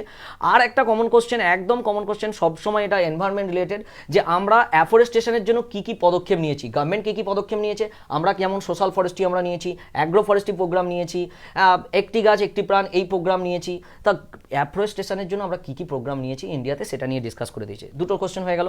3 নম্বর কোশ্চেন আমরা যদি অ্যারেঞ্জ করি বা আমরা যদি সিলেক্ট করি, তাহলে আমাদের ইন্ডিয়াতে বর্তমানে টি কাল্টিভেশনে, এই টি কাল্টিভেশনের যে প্রবলেমসগুলো, সেই প্রবলেমসগুলো দেখা দিয়েছে, সেটা নিয়ে একটু ডিসকাস করে দাও। সেই প্রবলেমসগুলোই এখানে দিয়েছে অটোমেটিক্যালি। আর 2 নম্বর কোশ্চেন, আমরা বর্তমানে দেখতে পাচ্ছি 2 চাকা 4 চাকা 6 চাকা 8 চাকা যান, অটোমোবাইল, একটা সানরাইজ ইন্ডাস্ট্রি, একটা গ্লোবাল পরিবর্তন হচ্ছে। তাহলে সেই অটোমোবাইল ইন্ডাস্ট্রি আমাদের ইন্ডিয়াতে কেমনভাবে গ্রোথ হচ্ছে, তার ট্রেন্ডটা কি, সেটা সম্পর্কে জাস্ট 10 মার্কসের একটা আলোচনা করতে বলেছে। আর একটা 5 মার্কসের আলোচনা করতে বলেছে, যে এয়ার ট্রান্সপোর্ট সম্পর্কে একটু আলোচনা করো। এই air India, Indigo, jet, spice jet, এইগুলো সম্পর্কে একটু আলোচনা করে দিতে হবে 5 মার্কসের, সিম্পলি এটা আলোচনা করে দিতে পারি। তাহলে এখান থেকে আমরা দেখতে পাচ্ছি যে 4টে কোশ্চেন আমরা ইজিলি আলোচনা করে দিতে পারি বা লিখে দিতে পারি। 1 নম্বর তো দরকারই, আরও 2টো দরকার, আমরা পেরে যাচ্ছি আরও একটা, সহজেই আমরা আনসার করতে পারি। এইবার গ্রুপ বি সম্পর্কে একটু আলোচনা করি। গ্রুপ বি সম্পর্কে এটা টোটালটাই West Bengal geography. West Bengal geography সম্পর্কে প্রথম কোশ্চেনটাই ওয়েস্ট বেঙ্গল জিওগ্রাফির ফিজিক্যাল ফিচার্স নিয়ে দিয়েছে, যে ওয়েস্ট বেঙ্গল জিওগ্রাফির যে ফিজিক্যাল ফিচার্স, যে 8টা ফিজিক্যাল ফিচার্স আছে, সেটা কি ঠিকঠাক যোগ্য বা লোকেশন অনুসারে ঠিকঠাক রয়েছে, সেটা সম্পর্কে প্রথমেই আলোচনা, ফিজিক্যাল ফিচার্স নিয়ে শুধু আলোচনা করে দিতে হবে। তারপরে একটা নোট দিয়েছে, যেটা আমরা বারবার করি, অ্যাগ্রো ক্লাইমেটিক রিজিয়ন। এটা নিয়ে স্টুডেন্টদের মধ্যে বহু আলোচনা হয় আমাদের, যে অ্যাগ্রো ক্লাইমেটিক রিজিয়ন হয় ইন্ডিয়ার আসবে, নয়তো ওয়েস্ট বেঙ্গলের আসবে। এবারে ওয়েস্ট বেঙ্গলে দিয়ে দিয়েছে, সেটার ক্ষেত্রে আমরা আলোচনা করে দিতে পারি। এটা 1 নম্বর কোশ্চেন, মানে 6 নম্বর হিসাবে এটা করতেই হবে।